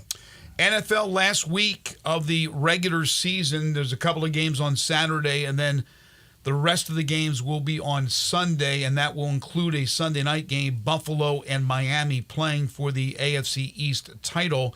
We'll have Brandon Lang on at 9:05 to handicap some of these games, but obviously some of the games, incredibly important. Other games, not so much, depending on where those teams are, whether they're already sewn into a particular spot in the playoffs or they have been eliminated as far as competition for postseason is concerned. Yesterday, we talked about a number of quarterbacks and other players that will be rested by their respective organizations. And it's interesting. We get into this conversation every year when it comes to the NFL. Last week of the regular season, you rest some starters. For example, Patrick Mahomes is resting. Other quarterbacks, Matthew Stafford is resting. Now, there will only be two teams that will not play the first weekend of the postseason, the 1 seeds. So this week, let's see, the 1 seed is San Francisco and the 1 seed is Baltimore. Lamar's not playing, right? Mm-hmm. Lamar not playing this week. That means he's not playing next week. So it'll be a couple of weeks where he doesn't play before he's back in there. And I don't have the numbers to prove it, but it seems like there have been situations here that teams have done this and it's backfired on them. I'm not saying that the blame is all on the 2-week rest, but that they lost after resting starters and then having that bye the following week, meaning 2 weeks go by without playing those guys. Yeah, there's been teams that have lost, but like it is impossible to prove it one way or another. There's no way to say they absolutely lost because they rested their guys in the last week of the season. There's no way to prove that. Yeah, I understand not having anything to play for. You've already sewn up the number 1 spot. But I don't know if I wouldn't want my guy for 2 weeks not playing. I mean, you're going to practice, but how hard do they go and practice now as they prepare for the postseason? I'm sure it's not that hard. If I have a guy like Lamar Jackson, I would much rather him be healthy, and I know it, than worry about 2 weeks off. Okay. On Saturday, it's Houston and Indianapolis, both teams at 9-7. Again, if Indy wins, they're in. Indy wins, they're in. According, Houston, it's a win and it's a winner. So Houston saying win or go home battle. Okay, so Houston, Indianapolis, rather 9-7. Both teams in Indianapolis in the Dome. Winner moves on. Pittsburgh and Baltimore. That will be also on Saturday. Again, we just talked about Baltimore, Lamar Jackson, and a number of other starters will not be playing in this game. Pittsburgh, once again, has sewn up a winning record under Mike Tomlin. It's just continues on. They just don't have losing seasons under Tomlin. But a win gets them to 10-7. Where are they as far as the playoff picture is concerned? The Steelers, they are they a win and I don't think they're a win and in, are they? I think they need a little help, but I'm not positive. I don't have that scenario in front of me. Let's see here. I can find their That will situation. be an ABC/ESPN game that'll start 3:30 Central Time. Also ABC, ESPN for the Houston-Indianapolis game. That will be a 7:15 game Saturday night. Well, if I could get this to come up, and I can find the Steelers. In the meantime, on Sunday, the Sunday night game, as I mentioned, is for the AFC East title. Buffalo 10-6, Miami 11-5 on NBC. Buffalo 2.5-point favorite. Remember, Miami's already in, but they want to win that division, obviously.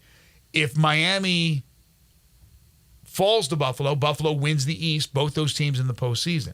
If Miami wins, obviously they win the AFC East, but the possibility of Buffalo not even making the playoffs, which is still hard to fathom.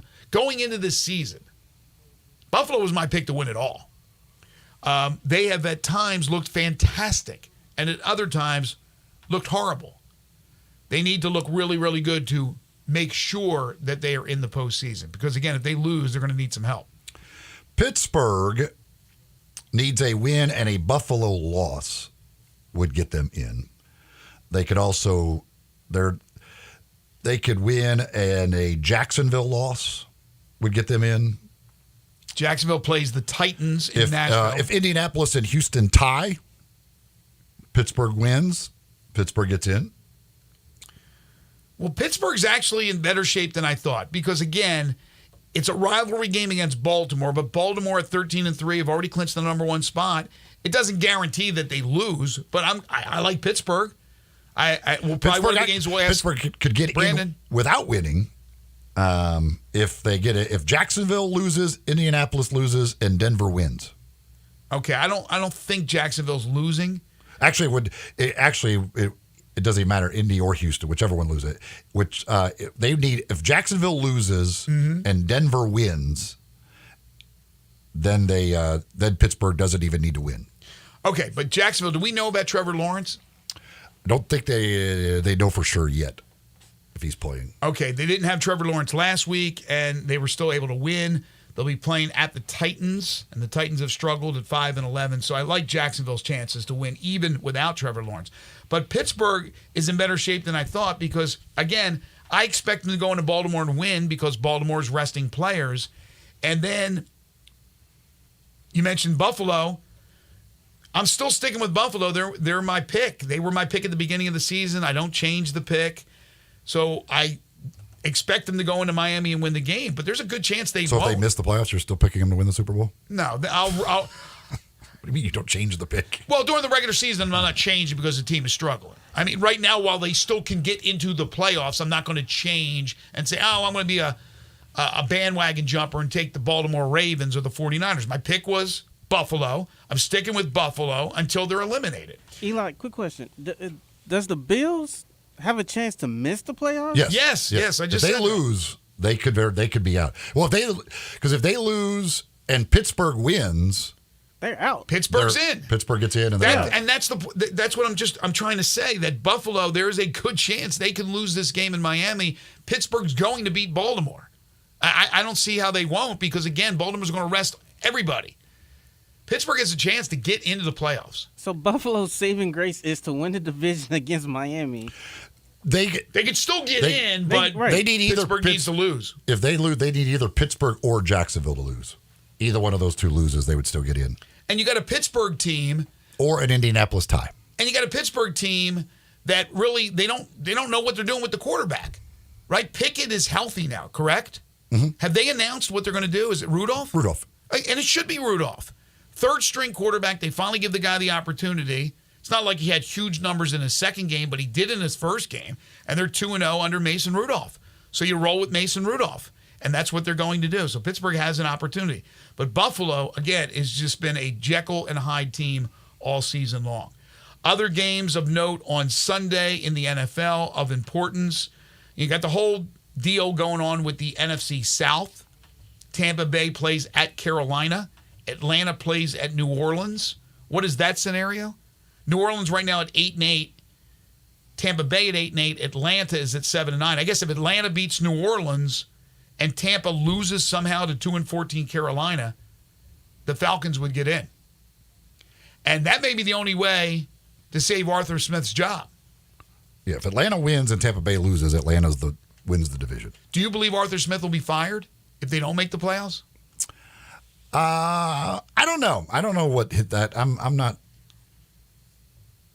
I certainly could see it, but I don't know. I don't know if they'll do that or not. I'm not sure what their feeling is on him. By the way, with the Titans, Mike Vrabel has said publicly he wants to be back. I know there was a lot of rumors that Belichick will retire or go somewhere else, and then Vrabel will take over in New England. And who knows, maybe down the line, Mike Vrabel will be the coach of the Patriots one day. But he wants to stay in Tennessee. He wants to be the Titans head coach. And I think it would be a mistake to make any type of change. And I haven't heard any rumblings about that.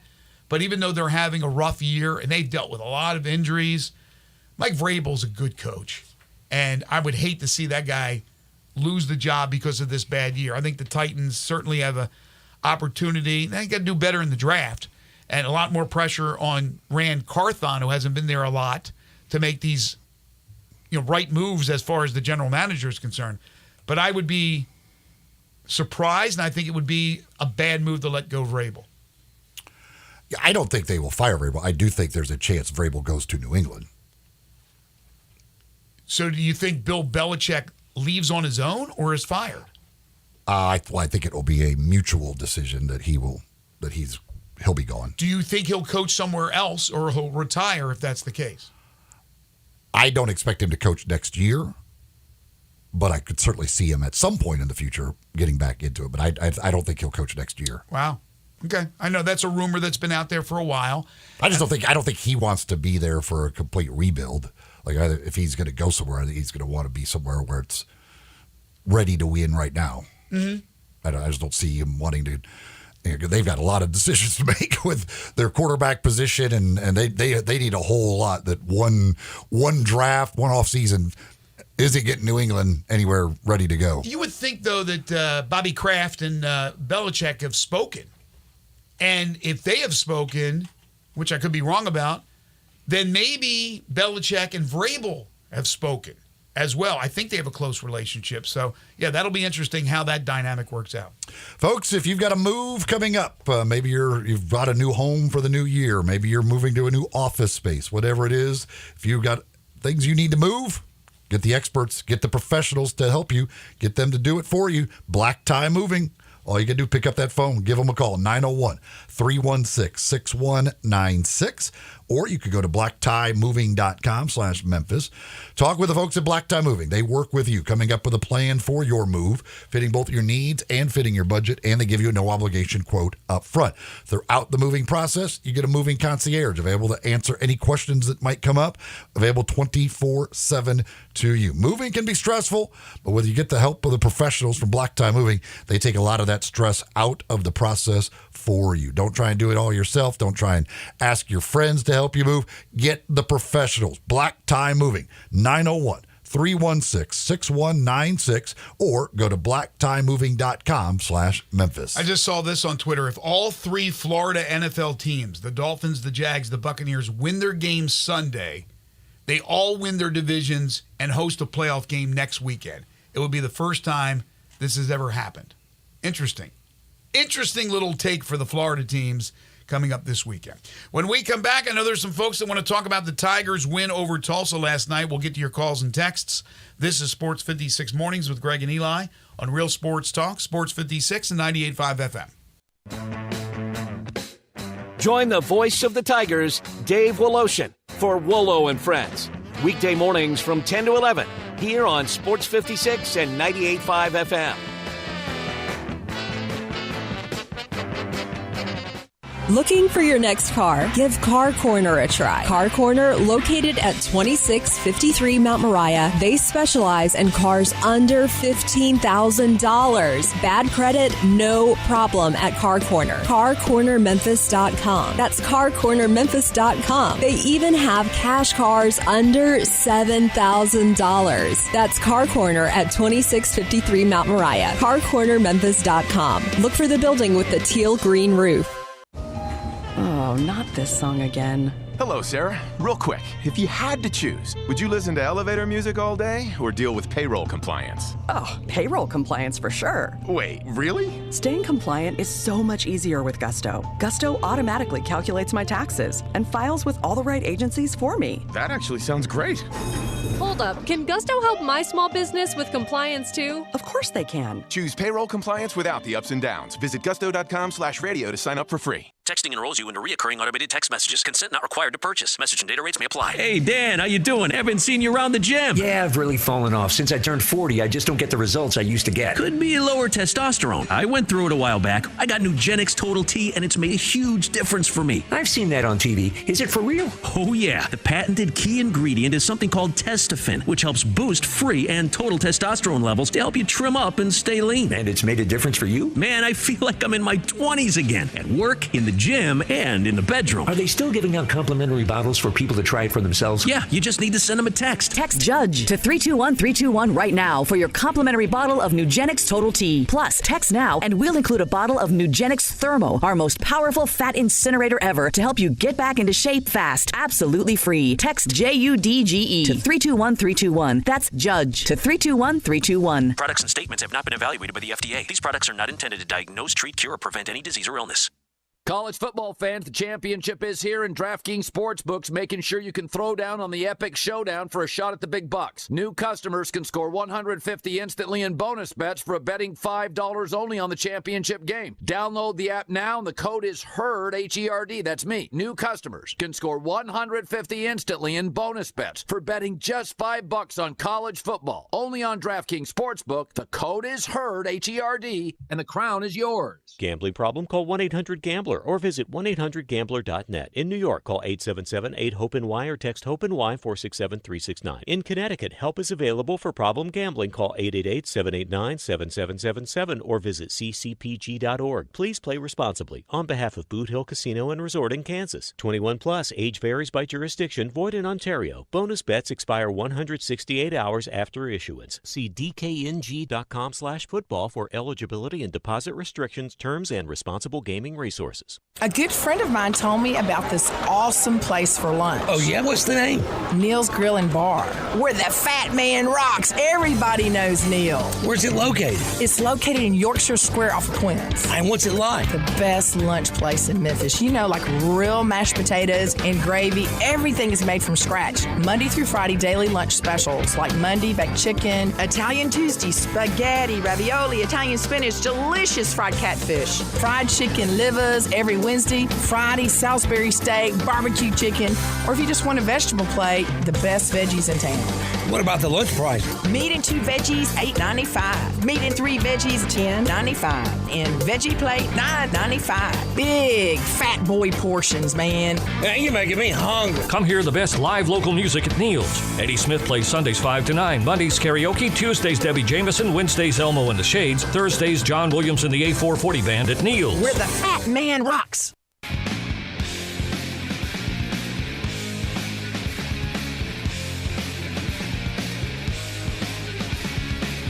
Now back to Sports 56 Mornings on Sports 56 and 98.5 FM. This hour is brought to you by James Gaddis Jewelers. To reveal the full spectrum of its dazzling color. Here once again, Greg Gaston and Eli Savoy. Welcome back, everybody. Last night, in case you missed it, 15th ranked Memphis over Tulsa in Tulsa, 78-75 to improve to 12-2, 1-0 in conference play. Javon Quinterly hit the go-ahead 3 with 4 seconds left as the Tigers survive Tulsa. We've been talking a lot about this performance. They will play SMU on Sunday at home and then UTSA on Wednesday at home. 360-8255. If you'd like to talk about the Tigers, you can call in or text in on the Sports 56 listener lines. Keith is dialed in. Hi, Keith. Hey, Greg, Eli, and Zach. Look, man, Tigers are not number 15 in the country. You can't turn the ball over 21 times at a game and be deserved in the top 30, I don't think. I mean, now Jones had 7. Every player on the field, on the court, every player on the court had a turnover except Jaden Hardaway, I think. Yeah, that's right. But, yeah. So, I mean, let's just assume out of 21 turnovers, let's assume maybe 6 or 7 of those, you get 2 points. That's 12, 14 points. You know, but let's just assume that. See, well, Tulsa got 21 points off. Tulsa got 21 points off turnovers. Yeah, well, okay. Well, no, but the Tigers had 21 turnovers. Yeah, I know, and Tulsa got 21 points off of them. Yeah, they scored a point for every turnover. So, yeah, I mean, they were lucky to survive that with that type of those issues with ball security. I mean, you're right about that, Keith, as far as the turnovers. They're great ball handlers. I mean, Tigers have great ball handlers. Quinterly is one of the best ball handlers. He had 4 turnovers. And he's a great ball handler. Yeah, the problem is that Quinterly doesn't always have the ball in his hands. And you're right, he did have 4 turnovers. He's usually better. He had 1 assist, 4 turnovers. That's a terrible ratio. But other guys have the ball in their hands, and they do try to do too much. David Jones is not a great handler of the ball. And he tries to dribble through a lot of guys. And 7 turnovers is just way too many. He's going to turn the ball over a couple of times. But 7, you're right about that. That's way too much for a guy that talented. 21 turnovers, Greg, is it's not excusable to me. I got you. All right. No, I hear you, Keith. Thank you very much. I mean, I can't disagree with that. Now, as far as turnovers and how much you turn the ball over is not determining whether you should be a top 30 team. I mean, it's obviously everything else that factors in. And the most important thing is the dubs. And they did win. They did survive is a perfect word to describe what they did last night. But that is something that needs to be nipped in the bud, the turnovers. Also, the three-point shooting. The shooting and the defending of the three-point line. That was not a good thing in the second half. They went 1 for 11, but the big 3 was Quinterly's, the only 3 that they made that won them the game. Willie is next up. Willie, how are you? I'm doing good, guys. How y'all doing? Doing good, thank you. Look, one thing I want to say about Penny. You know, when Stansbury was coaching while Penny was out, he only played 7 or 8 players, and that kept the cohesion together. And the only way he allowed the 8th player to go in because of foul trouble. But he stuck with 7 or 8 players. And Penny shoot too many threes. And those guys that can make the threes, them are the ones that should be shooting the threes from 38% and above. But they have all of the players shooting threes. Right. They're going to live by the 3 and they're going to die by the 3. Thank you. Thank you, Willie. Appreciate the phone call. Now, of course, last night they went 10, and he usually goes about 9 or 10, but they certainly had to have more bench help with Caleb Mills, who's not a starter. Remember, Caleb Mills started the year in the starting lineup and told Coach he would rather come off the bench, and he had been coming off the bench, but he had been in there finishing games. And if you missed it last night, Caleb Mills, injured knee. Penny talked about it after the game that they believe maybe it's a kneecap situation. He had to be taken out on a cart, and we don't know his status right now. In fact, the whole night was weird, if you haven't heard. They didn't fly back home right away because there was an issue with the plane. They ended up staying in Tulsa. So as of right now, I don't know if they're in the air back to Memphis, they've gotten back earlier, or they haven't left. I have no idea. But it's a quick turnaround, being it's Friday and you play on Sunday. The good thing is you play at home on Sunday against SMU. We talked about the net earlier. Memphis at 41, SMU at 43. So this is a quad 2 game for Memphis against SMU. I don't think SMU is some great team by any stretch of the imagination, but they've had a good start to the year and certainly will be up for this challenge. But I hope and I think Memphis will be able to bounce back. And 3 tough games, 3 close games in a row that you did not expect them to be close. Vanderbilt, Austin Peay, and now Tulsa. But winning those games in those situations, giving up 7 points in 17 seconds where Tulsa tied the game up. But you winning the game with that 3, finding a way to win is still the bottom line. And that's what they've been able to do. So hopefully from each of these games, they're learning while winning. We need to take a timeout. When we come back, hour 3 of the program, the man, the myth, the legend, Brandon Lang will join us to handicap all the big NFL games coming up this weekend and the national championship game for Monday. This is Sports 56 Mornings with Greg and Eli on Real Sports Talk, Sports 56, 98.5 FM.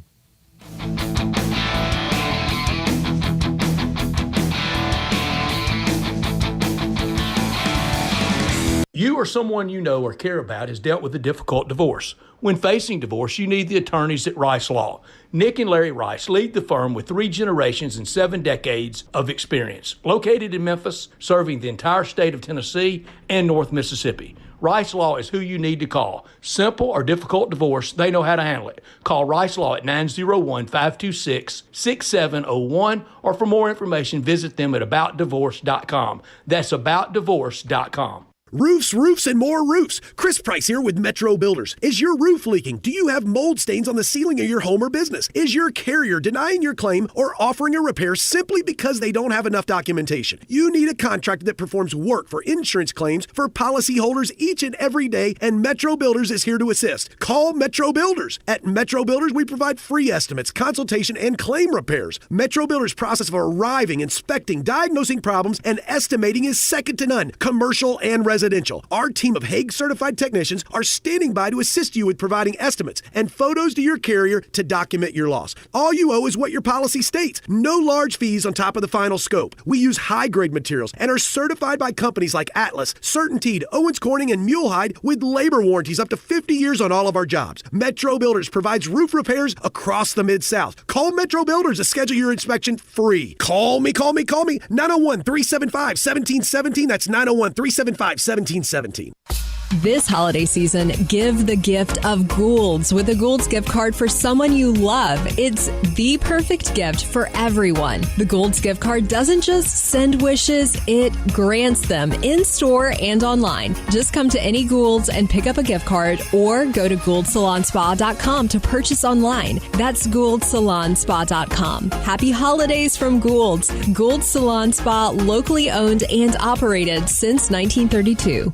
They're taking care of business in Memphis right on the river with Grind City Brewing and all of their great products. Look, this was a dream come true for a father and son duo. And if you have not been to that brewery right on the river, just to the north of downtown, you're really missing something special. And now you can't miss their products. Wherever you go, you see a brand new label. It's clean, it's beautiful, it's distinctive. You'll know Grind City Brewing, and of course you know their products like Poppy's Pills, that great Pilsner, or Tiger Tail, that very creative craft malt liquor. There's the new Thaddeus Amber Lager. That is absolutely a great light beer. There's the India Pale called Godhopper. It's outstanding. And then there's the Belga, the Belgian-style wheat ale.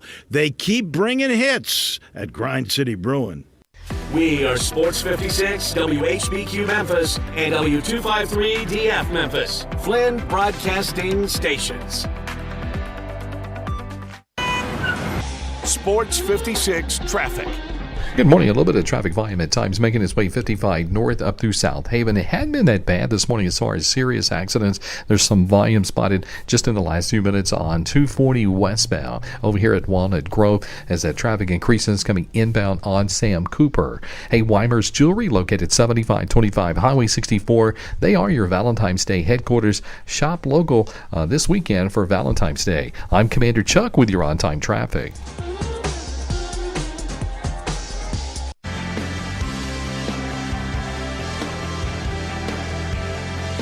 Now back to Sports 56 mornings on Sports 56 and 98.5 FM. This hour is brought to you by Acura of Memphis. Witness the power. Here once again, Greg Gaston and Eli Savoy. I've been roaming around, always looking down at all I see. Welcome back, everyone. 9:03 the time, final hour for us this week here on Sports 56 Mornings. Greg Gaston, Eli Savoy, and Zach Boyd with you from the Family Leisure Studios. Their floor model sale continues at 2120 Witten Road, just north of I-40. Maybe this weekend is a good time to check out all the great deals at Family Leisure. Coming up in just a few moments, Brandon Lang will join us to handicap the final week of the regular season in the NFL and talk national championship game in college football Monday night, Michigan and Washington. Then we'll play 10 in a row, the game show that has swept the nation. Give you a chance to win a terrific prize package. Currently 36 degrees, mostly cloudy skies. We're looking at a high today of 44, and then tonight, 60% chance of rain with a low of 39. And then for your Saturday, cloudy with occasional rain showers. Again, a 60% chance of rain. High tomorrow of 48 degrees. I understand what Willie's point is on the three-point shooting. However, I would say 38% is a little high standard for they have to be shooting 38% to be able to shoot threes. If that was the case, then the only guys who on this team that Willie wants shooting threes are David Jones, Nick Jourdain, and Jalen Young.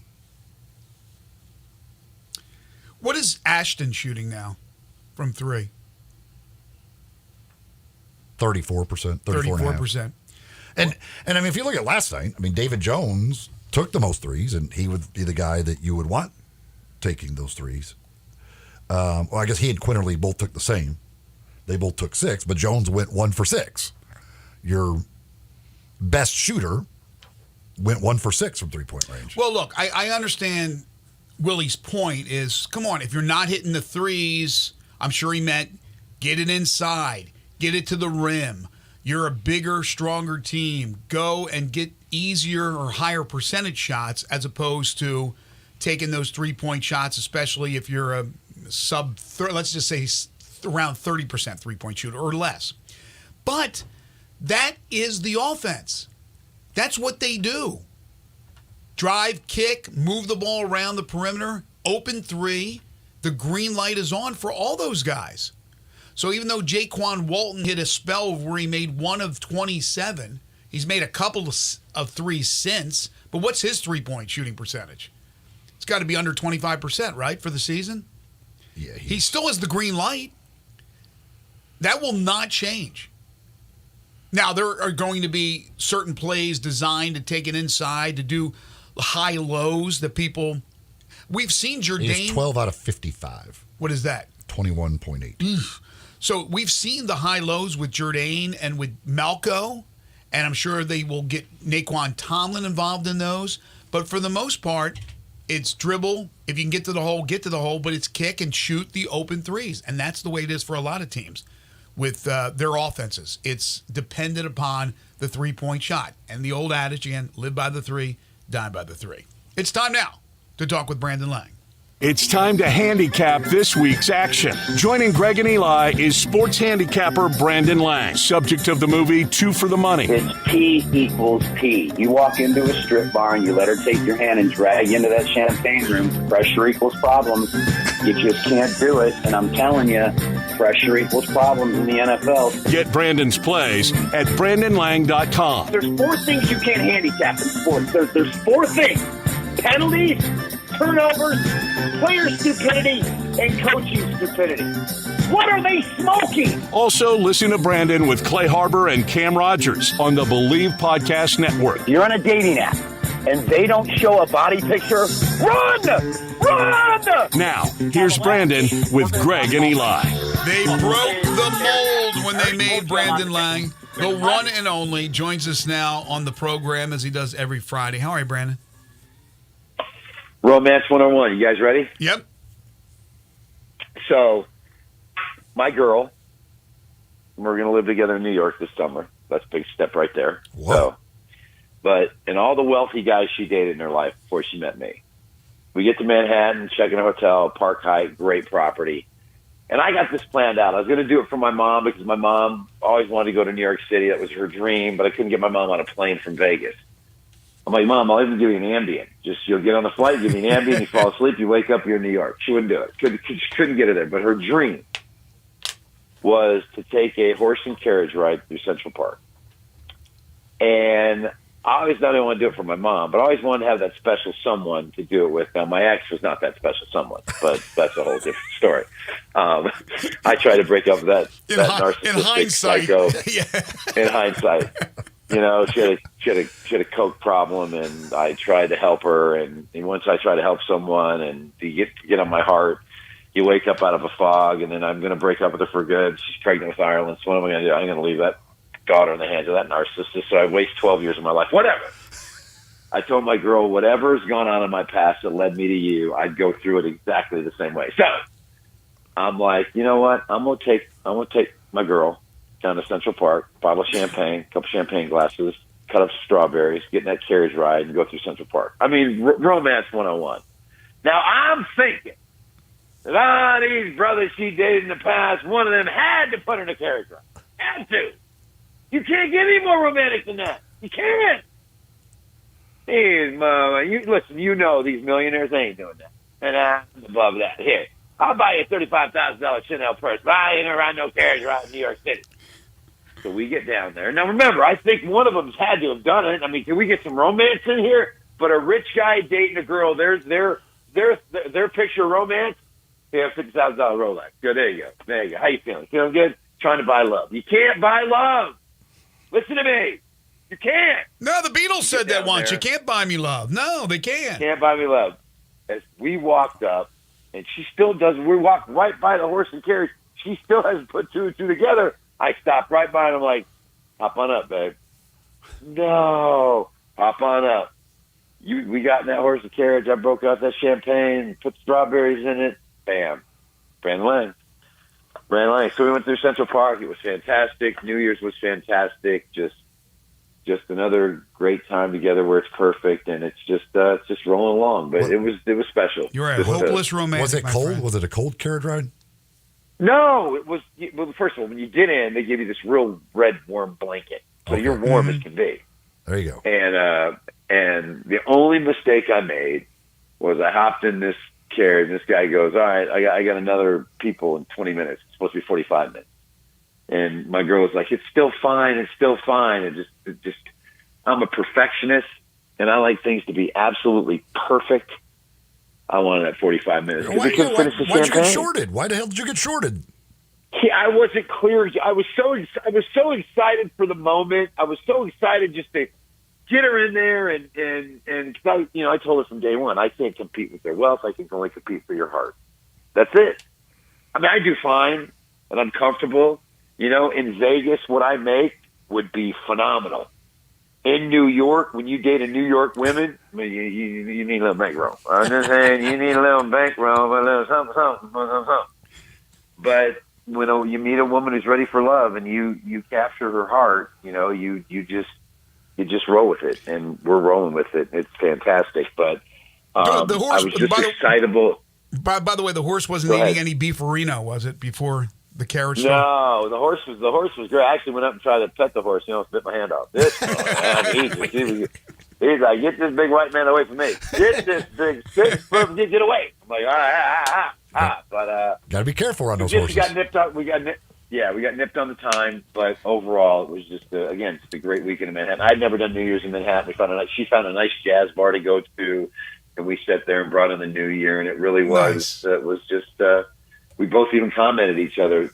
You're just so easy to hang out with. Well, when you're a match, it shouldn't be a strain to hang out. It should be the way it is, and it's just going fantastic. But I pulled it off. It was great. And again, I love New York City. I really do. I just love my ex hated it. No surprise there. But I love New York. I really do. And so New Year's Eve was great, but your New Year's Day, the 2 playoff games did not go the correct way for you. No, and listen, I was wrong about Washington. I can admit that. I thought the defensive line of Texas would overpower the offensive line of Washington. That didn't happen. And if you give Penix time with those 3 wide receivers, he's going to shred you. Mm-hmm. He just is. He's going to shred you. Now, he doesn't take a right. Now, the other game came down to basically one thing only. Alabama should have beat them by 2 touchdowns. The problem is Joe Milroe is just not a good enough quarterback. Jalen Milroe, listen, Joe, Jalen, Jimmy, Johnny, Joe, whatever. I don't want to ever see that guy again. I've never seen a quarterback go to the line of scrimmage, look to his right, know the blitz is coming to a right from the right, the ball is snapped, and he looks to his left. It was mind-blowing how bad he was, like how badly prepped he was, how Reese, the offensive coordinator, was badly prepped. I mean, you got 2 blitzers coming from the right. Your running back then goes out to the right, and it's a 30-yard game. Joe, just look to the right, Joe. He's right there, Joe. It's a check down to the running back, Joe. I'm 60 years old. Joe, look to the right, Joe. Joe looks to the left, gets back. He was brutal. And then with all that, their defense played great. With all that, they're up 4. With all that, they're 1st and 10 at the Michigan 30 with 5.5 minutes to go. Touchdown here, game over. And the offensive coordinator, Reese, gets conservative, and here we go, settle for the field goal. And you knew it was coming. And then on the 4th and 2 play, you got 1 receiver on the right and 2 corners right there. Tweedledee and Tweedledum. What do they talk about? Hey, Jimmy, you got that blunt for after the game? You got that weed? I know you got that good weed. You got that weed from Spoony? Get that weed from Spoony. Well, before we talk about the weed, are you taking the wide receiver or am I taking the wide receiver? Because one of us better get that running back out the basket. Well, who got him? I don't know. You got him? I'll take him. All right, you take it. They break, and the receiver goes straight across the middle, and they both run with the receiver. He got the weed! He got the weed! Go get him! I got to go. We got to go get him. He got the weed! And Cronin or whatever comes right out of the backfield on 4th and 2 base play in the game. Like, nobody took the running back out of the backfield with these 2 mugs chasing 1 receiver down the middle of the field. Unbelievable. I was ready. I almost threw my remote through the hotel TV. I literally almost. Well, actually, I was at her place, and I couldn't break her TV. If I was home, I probably would have broke my TV, which is fine. It wouldn't be the first time I broke a TV because some idiot didn't do his job. But it was sad because Alabama's defense played well enough to beat them. So what about the championship game now? I'm not. I'll say it again. Ohio State should have beat them. Just ran out of time. Their quarterback got hot in the 4th quarter. There was an offensive pass interference penalty on the first 3rd down on that long drive by Michigan that wasn't called but should have been called. That secondary for Michigan can be had. It just can. I'll go to my grave saying it again. They can be shredded if a quarterback has time. And I believe with the way the offensive line of Washington played, I believe they're going to have time.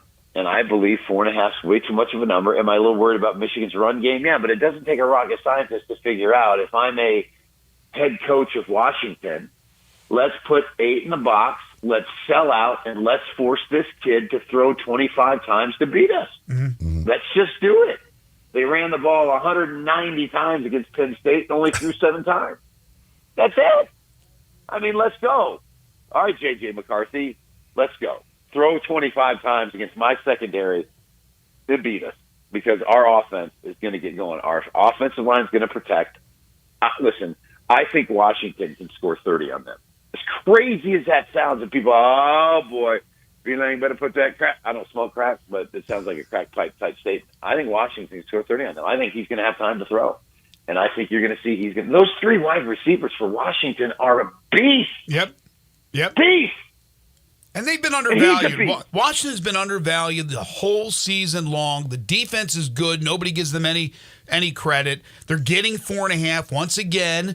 They're the underdog. They've proven it against Oregon twice. They proved it last week against Texas. They're winning. I think they're winning this game out as long as he's protected. If I watch the first 3 plays and they sack him twice, I'm like, okay, I might be wrong about this. But if they protect, he's going to pick them apart. That was another thing about Alabama. Why do teams, and listen, I know Washington doesn't run it well, but why do teams think they got to come out in a big game and throw 3 times and punt? I swear to Jesus, I was saying that watching the game with her, because her mom's in heaven and her grandmother's in heaven and my mom's in heaven. So I always say something funny. I'm like, I swear to God, I will pray to your mom, your grandmother, and my mom. Why do they think that they need to come out and throw 3 times and punt? If you just run it and make them think you're going to run it and then throw on second down, you're okay. Ungodly, these offensive coordinators who are just complete and utter buffoons and morons. So I agree with you. Washington plus 4.5. I'm not going against that coach. I think he's 5-0 straight up against the spread his last 5 and I think he's 18-2 overall as a dog. That's just insanity. That is. So let's put 8 in the box. And let's force J.J. McCarthy to make throw after throw after throw. Listen, Harbaugh's gone afterwards. He's going someplace in the NFL. He's done all he can do. I would be shocked if he didn't jump to the NFL, but that's it. So there we go. Yeah, love that analysis. Agree with it completely. All right, so we get to the NFL, and I got to think that in the final week of the regular season, you can find value in some of these games because of who's not playing, right? Things of that nature. So right off the bat, on Saturday, the 2 games, Houston, Indy, a lot at stake, and then Pittsburgh's still alive against a Baltimore team that's going to arrest a bunch of people. How do you see those 2? All right. I got some things for your listeners that I think that they'll be good with. There's some player prop bets that I've been looking at. Some people I respect are on the same side. So in this game, Odell Beckham needs 5 catches for, I believe, $750,000 if he gets 5 catches. That's a lot of scratch. Mm-hmm. A lot of scratch. I think he gets that. So take a peek at that on your site or whatever you deal with. Odell Beckham, 5 catches in that game for some big-time money. I believe it's $750,000. So who's throwing to him? Huntley? Would Huntley be the quarterback? Because it's not going to be Jackson. Yes. Yeah. Okay. No, it's Huntley. And listen, Huntley can throw it. He stepped in and made some big games. So I'm not going to mess around with this game. It's crazy as far as the side is concerned. Steelers are laying 3.5. I would buy it to 3 and play Pittsburgh because they have to win, and Baltimore has nothing to play for. But in this scenario, listen, give Pittsburgh credit. Going up to Seattle last week and beating Seattle, that was as impressive a win as Tom. And listen, as bad as it was for Pittsburgh this year, as horrible as it was, he once again did it. Yeah. You called it too. Pittsburgh Steelers. Yeah. He's never had a losing record. So you got the last 2 weeks with them when they were sitting there at literally at 7-7, and you're sitting there. They just lost 3 in a row to Arizona, to New England, and to Indy. They lost 3 in a row. So they were sitting there at literally 7-7. And going to play Cincinnati at home, and the whole world was saying he's got to win. He's got to win 2 of these next 3 games to not finish the losing record. And he did it. Rudolph was great against the Bengals at home. They go up to Seattle and figure out a way to win as a 4.5-point dog and put Seattle's playoff hopes in jeopardy. So I think you're safe with buying the half point in lane 3, because in my opinion, these the last 8 games between these two have been decided by 7 points or less. I just have a feeling it's going to be a field goal game, and the second string of Baltimore is going to play. And listen, the second string of Baltimore is not too bad. There's some pretty good players, and Hundley can sling it, and Beckham's going to play, and I like him 5 catches, and I would lean towards Pittsburgh to win the game by 3. So take Baltimore plus 3.5. But I'm not going to mess with the side. I'm gonna roll with Beckham and 5 catches now. What about the Texans and Colts? You get yourself a home underdog here. I'm a little surprised that the Texans are favored on the road in this one with a winner-take-all game. Indy went into Houston week 2. And again, granted, it was way back in week 2. I get it. I understand it. And Anthony Richardson was the quarterback. They blew the doors off Houston. Just blew the doors off it.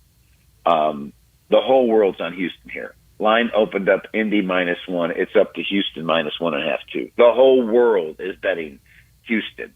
Her grandmother, my mom, and her mom are betting Houston in this game already. Jesus and Moses are on Houston. God's on Houston. I mean, Lord have mercy. Indy's got no shot in the game. So you know what I'm doing?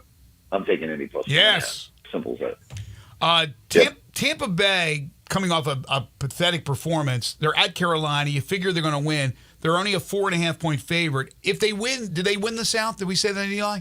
Yes. Tampa Bay. Yes. So you got the division, the playoffs, all on the line. They're only giving 4.5 to a 2-14 team, but it's on the road. How do you see that one? Tepper may be throwing more drinks on fans, but how do you see that one? It's funny. They played in week 13, and the game was in Tampa, and they couldn't shake Carolina. They just couldn't. Panthers ran for 133. They threw for $150. They got a backdoor touchdown with 5 minutes to go to cover, 21-18, and got the 2-point conversion for the cover. They just couldn't shake them. Tampa needed a 75-yard pass from Baker with 4 minutes to go in the third quarter to go up 14-10. They were trailing 10-7. And then they went on a nice drive and put it away 21-10. But they hung around. And I just get this sneaky suspicion that they're going to hang around again. I just do. I think Baker Mayfield has broken ribs or strained bad ribs, so he's going to play, but he's hurt. And they wet the bed last week. I just think this is Carolina's Super Bowl, and I just think they're going to hang here. I do. Listen, by the way, whole world's on Tampa Bay. 74% of the money is on Tampa Bay. Well, we know what happens when you're in that situation. The home dog's going to fight here. I just don't trust Tampa banged up. I lean towards Carolina plus the points here. Again, big juicy home dog getting more than a field goal. Sunday night, Buffalo, Miami, with the AFC East on the line there. Buffalo, if they lose, could be all the way out of the playoffs. Can Buffalo continue their hot streak on the road here? Miami's in, by the way. Yes. Right? They're right. in. They got a playoff spot. So for me, I always say this. A divisional crown is great. I get it. It's nice to put your feather in that cap. But Miami is tremendously banged up. Like, they're banged up big time. Their D-line's banged up. They got secondary problems. Their offensive line's banged up. I get it. Buffalo wasn't impressive the last 2 weeks. They were laying 13.5 out at Chargers, who just given up 979 points in the Thursday night game to the Raiders, which got their coach fired. They were laying 13, won 24-22. Come back home against a divisional opponent, laying 14.5. Didn't get it done. Prior to that, they're laying 8.5 against the Jets, blew them out. Should have beat Philadelphia at Philadelphia. Josh Allen couldn't connect in overtime to a wide open tight end. I can't remember which one it was. I had Buffalo in that game +3, so the game fell into push in overtime. They went into KC and won 21-17, crushed Dallas 31-10, and then here are back-to-back laying 13, laying 14.5. They need the game. Miami does it. Places you don't talk about at parties. I'm going to play Buffalo -2.5. I just think they're the better team right now. You watched Miami last week at Baltimore. They just laid down because they're banged up. No Waddle. Hill's got fire in his house because kid plays the lighter. They left the lighter upstairs. Kid goes up there. Whee! I know. I can't believe it. Yeah. Like, let's just let our kid run around the house upstairs with a lighter, a Bic lighter. You know what it was? Probably wasn't even those Bic lighters. Probably one where you shove the finger out. Who knows? But let's just let our kid run amok upstairs with a lighter. Let me just light stuff. Woo! Look, a fire! Seriously? Where's the nanny? Where's the mom? probably downstairs getting her hair done. I mean, this is what you do with rich people. They just let kids run amok, and there you go. So give me Buffalo -2.5. Here's one that really doesn't have any significance, but Kansas City has played bad football, let's be honest, or at least not up to their standards, right? They're going to rest guys in Los Angeles against the Chargers, but they still, I think, want to play a good game to get ready for the postseason. The Chargers, they mailed this thing in weeks ago. They're 3.5-point favorites over the Chiefs. I don't care if it's Gabbert. I mean, Kansas City minus 3.5? I mean, I'm plus 3.5? Forget the game. The game don't matter. Only the one thing matters in here. One thing. You can Google it. I found it. You can double check it. But if Chris Jones gets one sack in this game, he picks up $1.2 million. Whoa. Now, I don't know about you, but you got a brother on the D line looking at that quarterback saying, I got $1.2 million. Not a lot of cheddar. A lot of good cheddar for me. A lot of good cheddar. So you tell your other defense line, listen, I don't care if you got to drag and give. Do you remember the movie Having Some Weight? Yes, with Warren Beatty. Great movie. Great movie.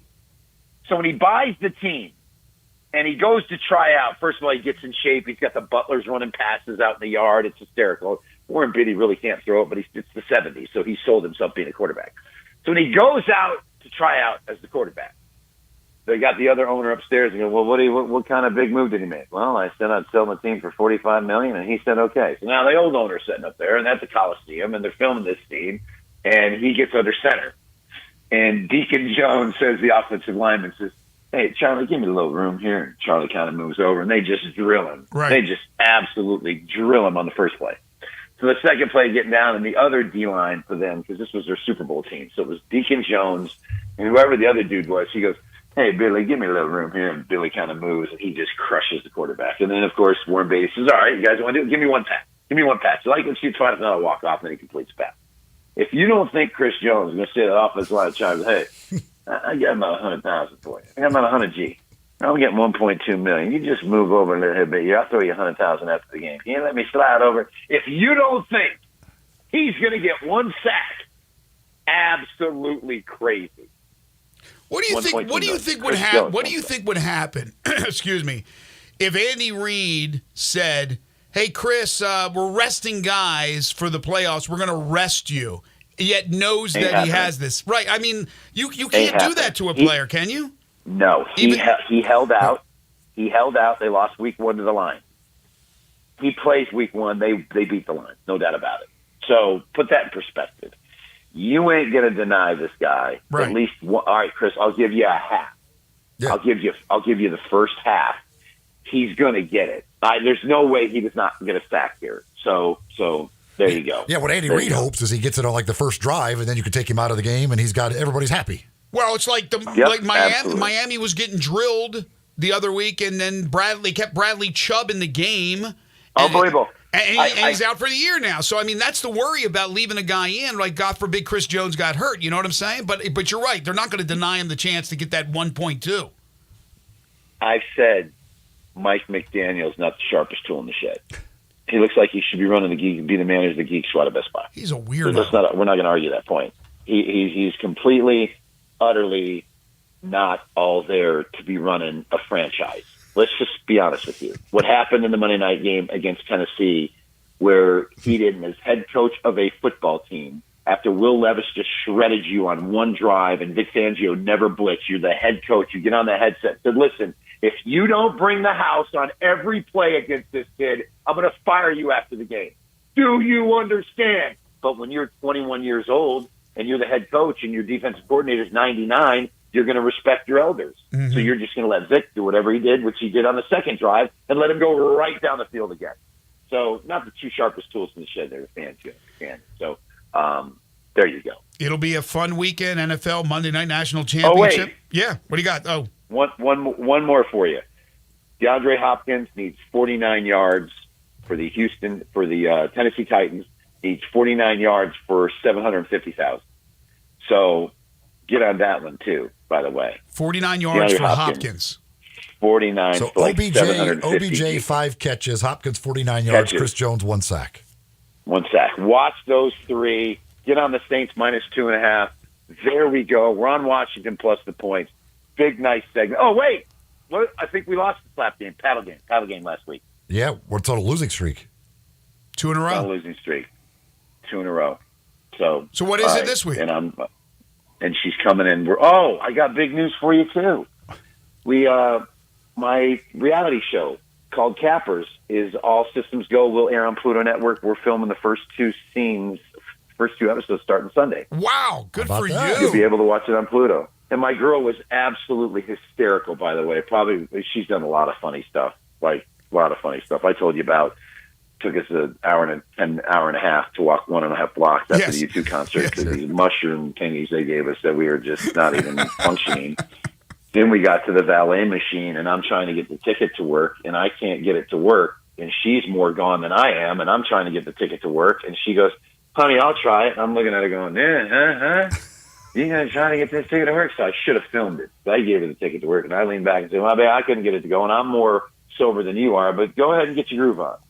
And she's over there trying to shove this ticket in and put it in like this, and then about 15 minutes later, she goes, "I can't get it to work, babe. I tried." I'm like, "Oh, yeah, okay." So, she had a great line. And I forgot what the line was. Tell her, take the story. Did you say that we have a slap game or not this week? So she's I don't see her this week. Okay. But we've lost 2 slap game in a row, and she's getting real antsy because she wants to take out the frustration of Alabama losing and whatever. So if this game hits, she's coming out next Friday with guns ablazing. All right. So it's Buffalo, So -2.5. Buffalo -2.5. There we go. And we'll talk about all the games, the national championship. And she said, by the way, yes, we will. She said, if the paddle game hits, I have a surprise for you. Ooh. Oh boy. You ready, my friend? Get some padding, buddy. Listen, I don't know what she's going to try to slip through TSA, but that ought to be fun. That ought to be some funny stuff right there. Have a great weekend, a great week. Show goes. Oh, that's what I was going to say. What? It's the Pluto Network. I said it airs on the Pluto Network. There's a Gamblers Network inside the Pluto Network. When I told her that it was airing on Pluto, she's like, Disney Channel? Pluto? Like, it was like a Pluto channel? Babe, I don't stoop to Pluto. I'll watch Netflix and Amazon Prime, but Pluto? So then she's down working out, put on Pluto, and she said, I found it. I found Pluto. We're good to go. I got the Pluto channel. We're good to go. So there we go. Have a great week. We'll talk to you next Friday. Thanks, guys. Thanks, Brandon. Whew. Man, I'm tired. Wear you out. Wear you out. Folks, Classic Arms, if you are looking for a gun of any possible kind, maybe it's a gun for hunting, maybe it's just home defense, whatever, maybe you're looking for some collector's items, old guns, whatever. They have it all for you at Classic Arms. They've got over 700 firearms in stock. They got all the top names. They got every type of gun you can imagine. They got all your supplies, your ammunition, all that stuff as well, all at Classic Arms, which is located right behind Corky's Barbecue on Germantown Parkway. That's 1740 Germantown Parkway, the shopping center there right behind Corky's. You can shop online 24/7 at classicarmsofmemphis.com. They do free gun inspections and appraisals. They've got the guaranteed lowest price in town. They're the only gun importer in the Mid-South as well. Buying, selling, trading, new, used, whatever, go see them at Classic Arms. UTJ and the entire gang over at Classic Arms will take good care of you. And again, over 700 firearms in stock. You cannot beat the selection you'll find at Classic Arms. It's 1740 Germantown Parkway. It's right behind Corky's off Germantown Parkway and online at classicarmsofmemphis.com. NFL teams don't usually get a chance to pick up a huge acquisition at this time, the last week of the regular season heading into the postseason, but it happened for one team yesterday. We'll give you the details plus an update on the Tigers and their travel issues to get back to Memphis. We'll do that when we return, and then in our final segment, we'll play 10 in a row, the game show that has swept the nation. You're tuned in to Sports 56 Mornings with Greg and Eli on Real Sports Talk, Sports 56 and 98.5 FM. Broadcasting from the Family Leisure Studio, we are Sports 56 and 98.5 FM. Hi, fellas. Bill Russell at Russell Brothers Fine Jewelers. And I want to thank all of you who came to see us at Russell Brothers so that Christmas would be very special for your lady. Thank you for the confidence and trust that so many of you have placed in Russell Brothers for over 38 years. And we're going to work even harder in 2024 to let you know how important you are. Whether you just need a $10 battery or a $10,000 diamond ring, you will receive the very best in beauty, quality, service, and value. Our exquisite gemstones, our fashionable designs, our huge array of fine jewelry will dazzle you and will help make you a hero when you want to let her know how very extraordinary she is. We invite you to come see us at Russell Brothers Jewelers, 4646 Poplar at Perkins, or visit us at russellbrothersfinejewelers.com. After all, doesn't she deserve the very best? Is your wife asking you to stop eating junk food? Well, we have you covered at Humdinger's. It's quick and it's healthy, and most important, it tastes amazing. With many choices from salmon salad to rainbow trout and grilled asparagus. Come visit us for lunch at Humdinger's, 6300 Poplar Avenue. So good, Coach Penny eats with us weekly. Don't forget, Humdinger's offers full-service catering for weddings, social events, or your corporate lunches. You can call 901-260-8292 to find out more. At Lowe's, save big every day when you buy in bulk, like getting up to 25% off drywall boards. Plus, get an extra 5% off every day on eligible purchases when you use your Lowe's Business Credit Card. Visit us in-store or online for low prices on the materials you need, because Lowe's knows savings. Lowe's knows pros.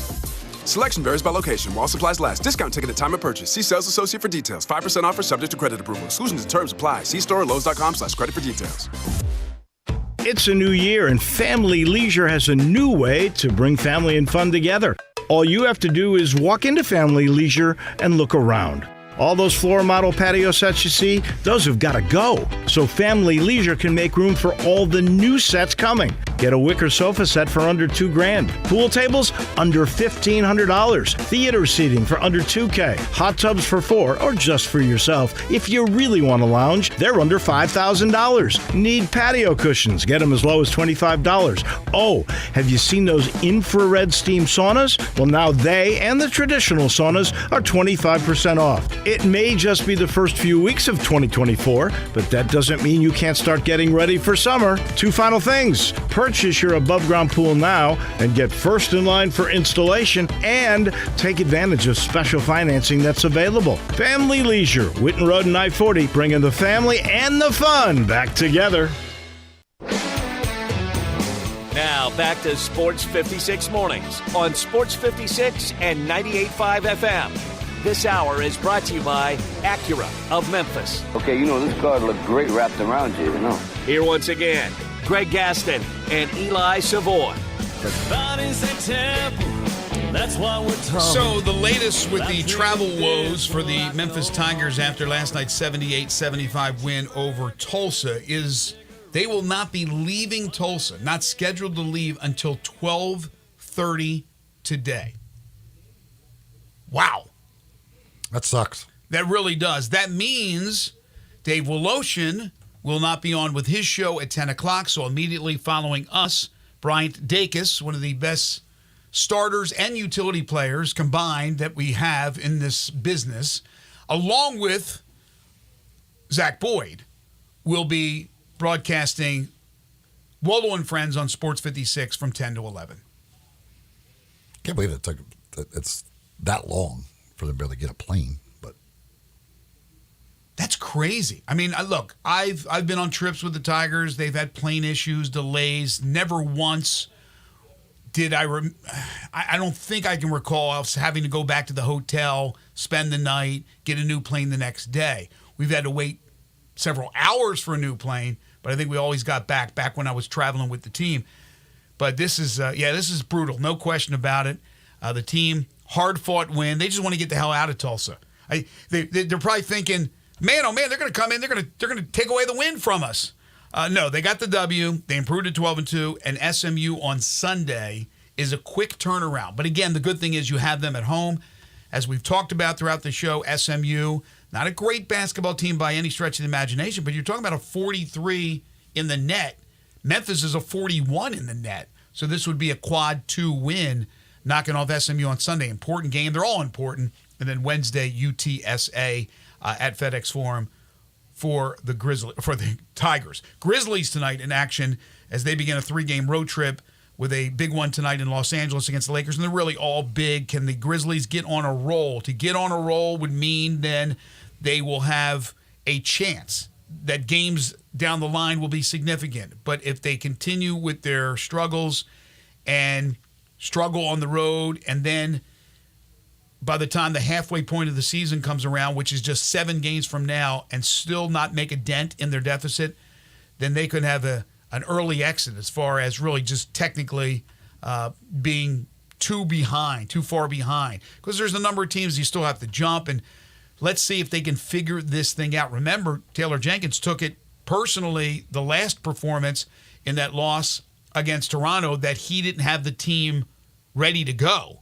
Desmond Bain said, no, we're grown men. It was on us. So we'll see how they respond tonight in Los Angeles. And then from the NFL, how about this pickup for the Baltimore Ravens? Dalvin Cook, former Minnesota Viking who was with the Jets earlier this year, according to Pro Football Talk and Mike Florio, is giving up $270,000 to get free from the Jets, signing with Baltimore, but a chance to make up not only that money, but more than that with bonuses in the postseason playing for the Baltimore Ravens. Nice pickup to get Dalvin Cook. Could be. He's been pretty bad this year.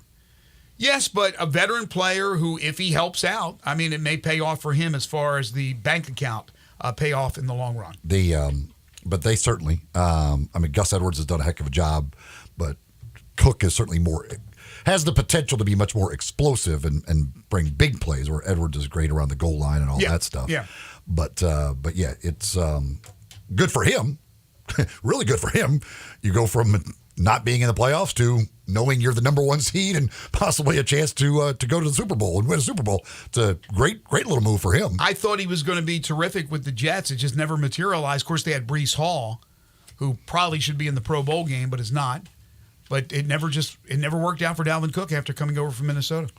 East Coast Wings and Grill was there last night, watching the first part of the Tiger game, enjoying some drinks and some food, all that good stuff you can do all the time at East Coast Wings and Grill. Games are always on, whatever it is, whether it be the NFL action, whether it be the national championship game on Monday, whether it be the Tigers, Grizzlies, whatever. They're always on at East Coast Wings and Grill, and they got great food, like 60 different flavors of wings to choose from. Plus, they've got great sandwiches, salads. They've got their burgers are absolutely fantastic, flatbreads. You can find it all on the menu at East Coast Wings and Grill. 24 draft beers on tap, 3:30 to 6:30 Monday through Friday. That's happy hour, where you can get 2 for $1 on those draft beers, which is a great deal. Plus, they've got bucket specials and much more. They've got their rewards program, where you can earn rewards for every $1 you spend at East Coast Wings and Grill. They're located on Kate Hyde Boulevard. That's right between Lowe's and Walmart off of Highway 64 in Bartlett. You can find them online, eastcoastwings.com. You can order online, go pick it up. You can get it delivered via DoorDash and other services.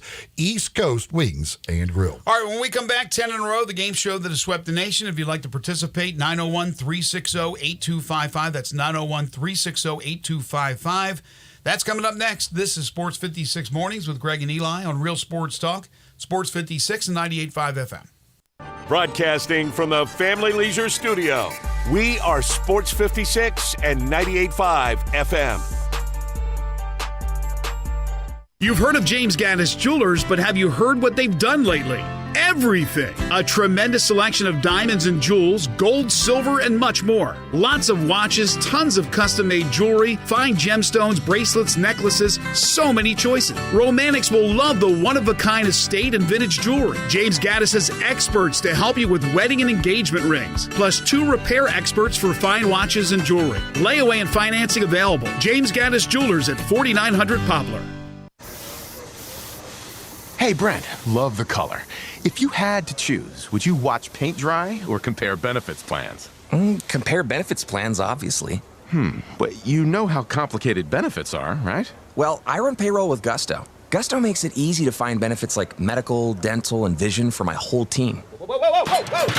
Oh, sorry. I'm gonna need new glasses. Don't worry, you're covered. Choose benefits without the mess. Visit gusto.com/radio to sign up for free.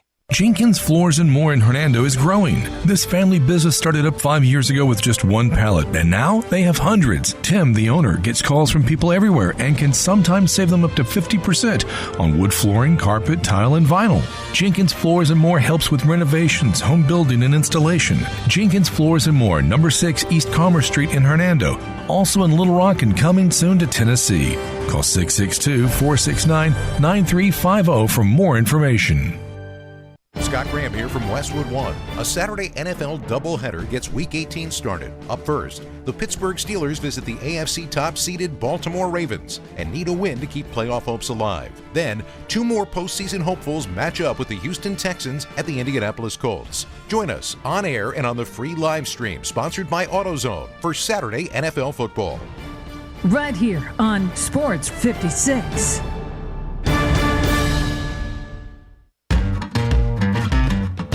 Get in the zone, AutoZone. Is your battery dead? At AutoZone, you can get the right Duralast battery to get you back on the road. Duralast batteries are designed to deliver OE performance and strong starts, even in extreme weather conditions. When you have a battery problem, get the right Duralast battery for your vehicle at AutoZone, America's #1 battery destination. Get in the zone, AutoZone. Restrictions apply. Get in the zone, AutoZone. And now a message from Puffs Plus Lotion Tissues. Ordinary tissues can leave you with a red nose, so choose Puffs Plus Lotion for all of your blows. Puffs have lotion to soothe sensitive skin, so you can wipe without wincing. It's a win-win. Puffs have cushiony thickness, which brings relief too, so the days of sore red noses are gone and through. When you're after soothing softness, a nose in need deserves Puffs indeed.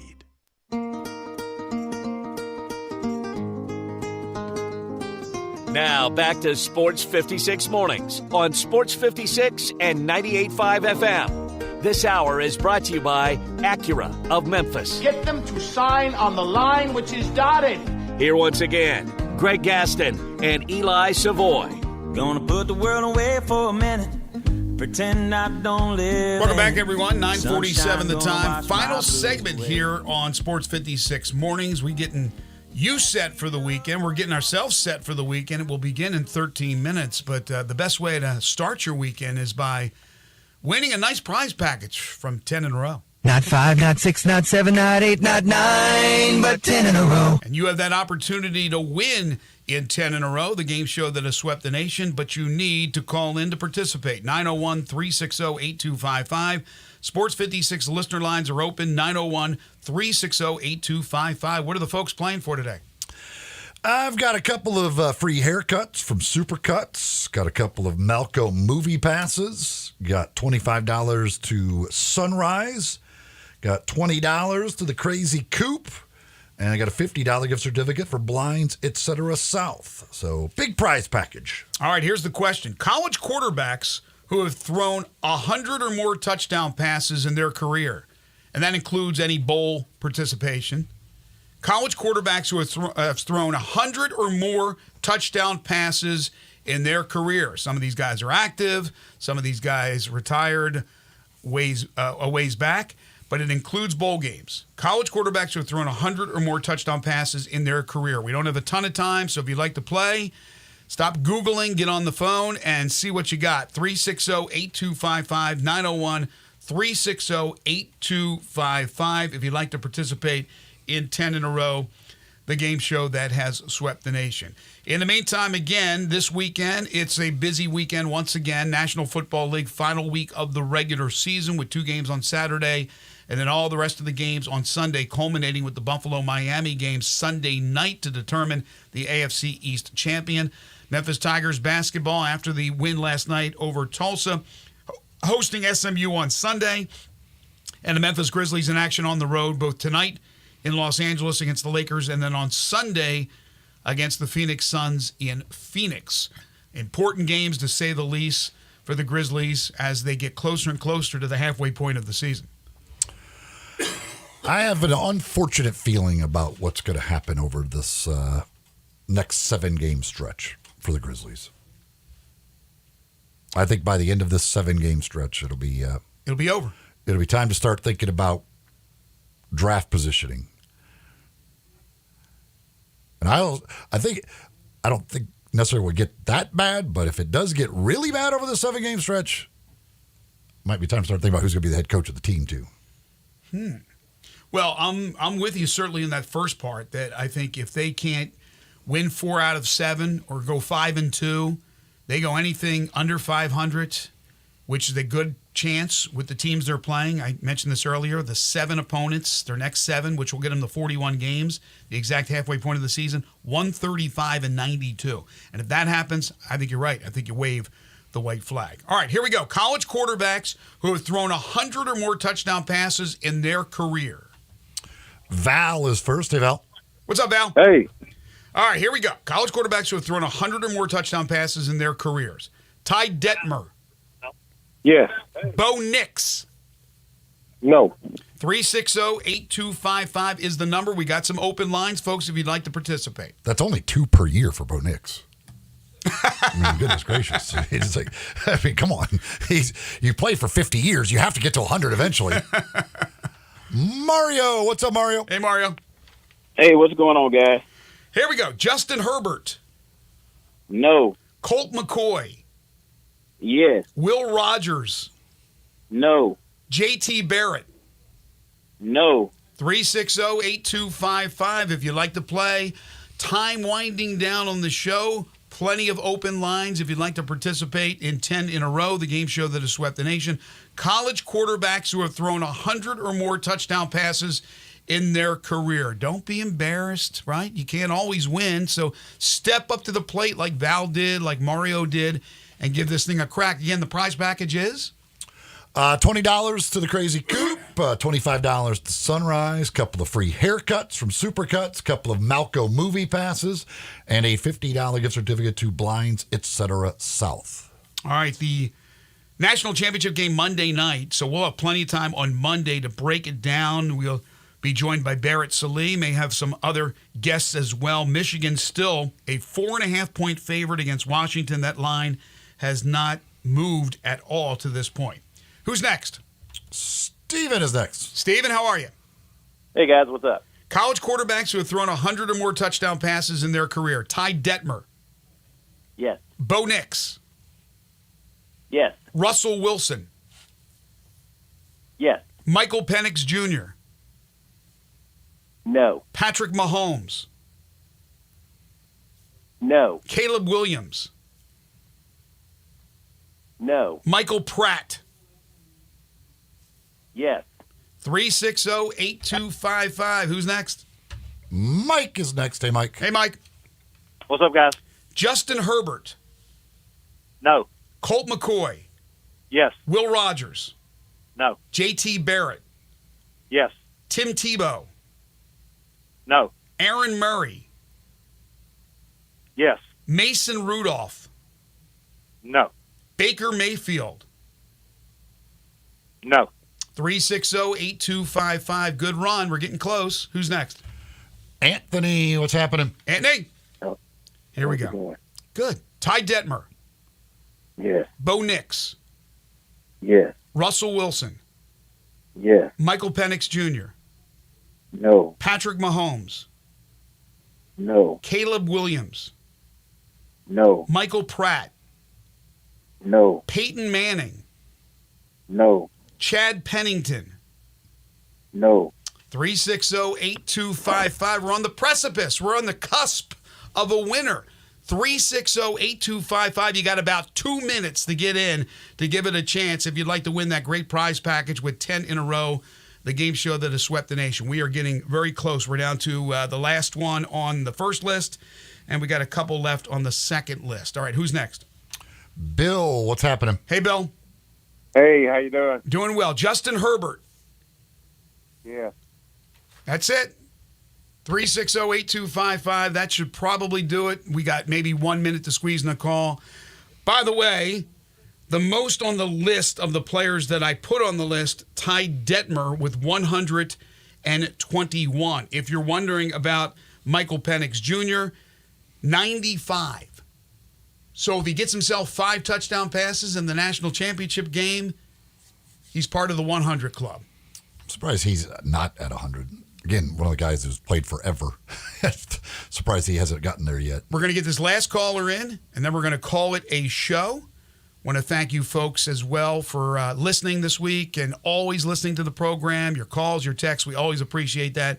Big thanks to John Varlas and Brandon Lang for joining us on the program today. Matt Dillon will be back with us next Friday for the Tiger Basketball Report. All right. George, what's up? Hey, George. Hey, guys. Happy New Year. Let's try. Happy New Year. Ty Detmer. Yes. Bo Nix. Yes. Russell Wilson. Yes. Michael Penix Jr. No. Patrick Mahomes. No. Caleb Williams. No. Michael Pratt. No. Peyton Manning. No. Chad Pennington. Yes. Clayton Tune. No. Oh, man. Sorry, George. Last one. All right, last caller. Who is it? Carmen. Carmen. Yes. All right. I've been wondering where in the world you are. Yeah, Carmen's right on the phone with us. Here we go, Carmen. Justin Herbert. Yes. Ah, that's it. Unfortunately. I don't think Greg got the joke. I did. Okay. Carmen Sandiego. There you go. Where are you? No, I knew exactly what it was. Unfortunately, we do not have a winner this week. The only two that we did not get to, Byron Leftwich. Eli? Yes. That's a no. 89. Sam Hartman. Sam Hartman got to be a yes. So you get it 46 years. Actually, he has the most on the list. I said Detmer 121. Of the ones I used, 134 touchdown passes for Sam Hartman, who just completed a year at Notre Dame, his 13th year in college football. That will do it for us this week. Want to thank you again, folks. Coming up next, it is Wolo and Friends on Sports 56 with Brian Dacus and Zach Boyd pinch hitting for Dave Woloshin. Hopefully, Wolo and the Memphis Tigers basketball team will get back to Memphis sometime today. Thank you for listening. Have a great weekend. We'll talk to you on Monday.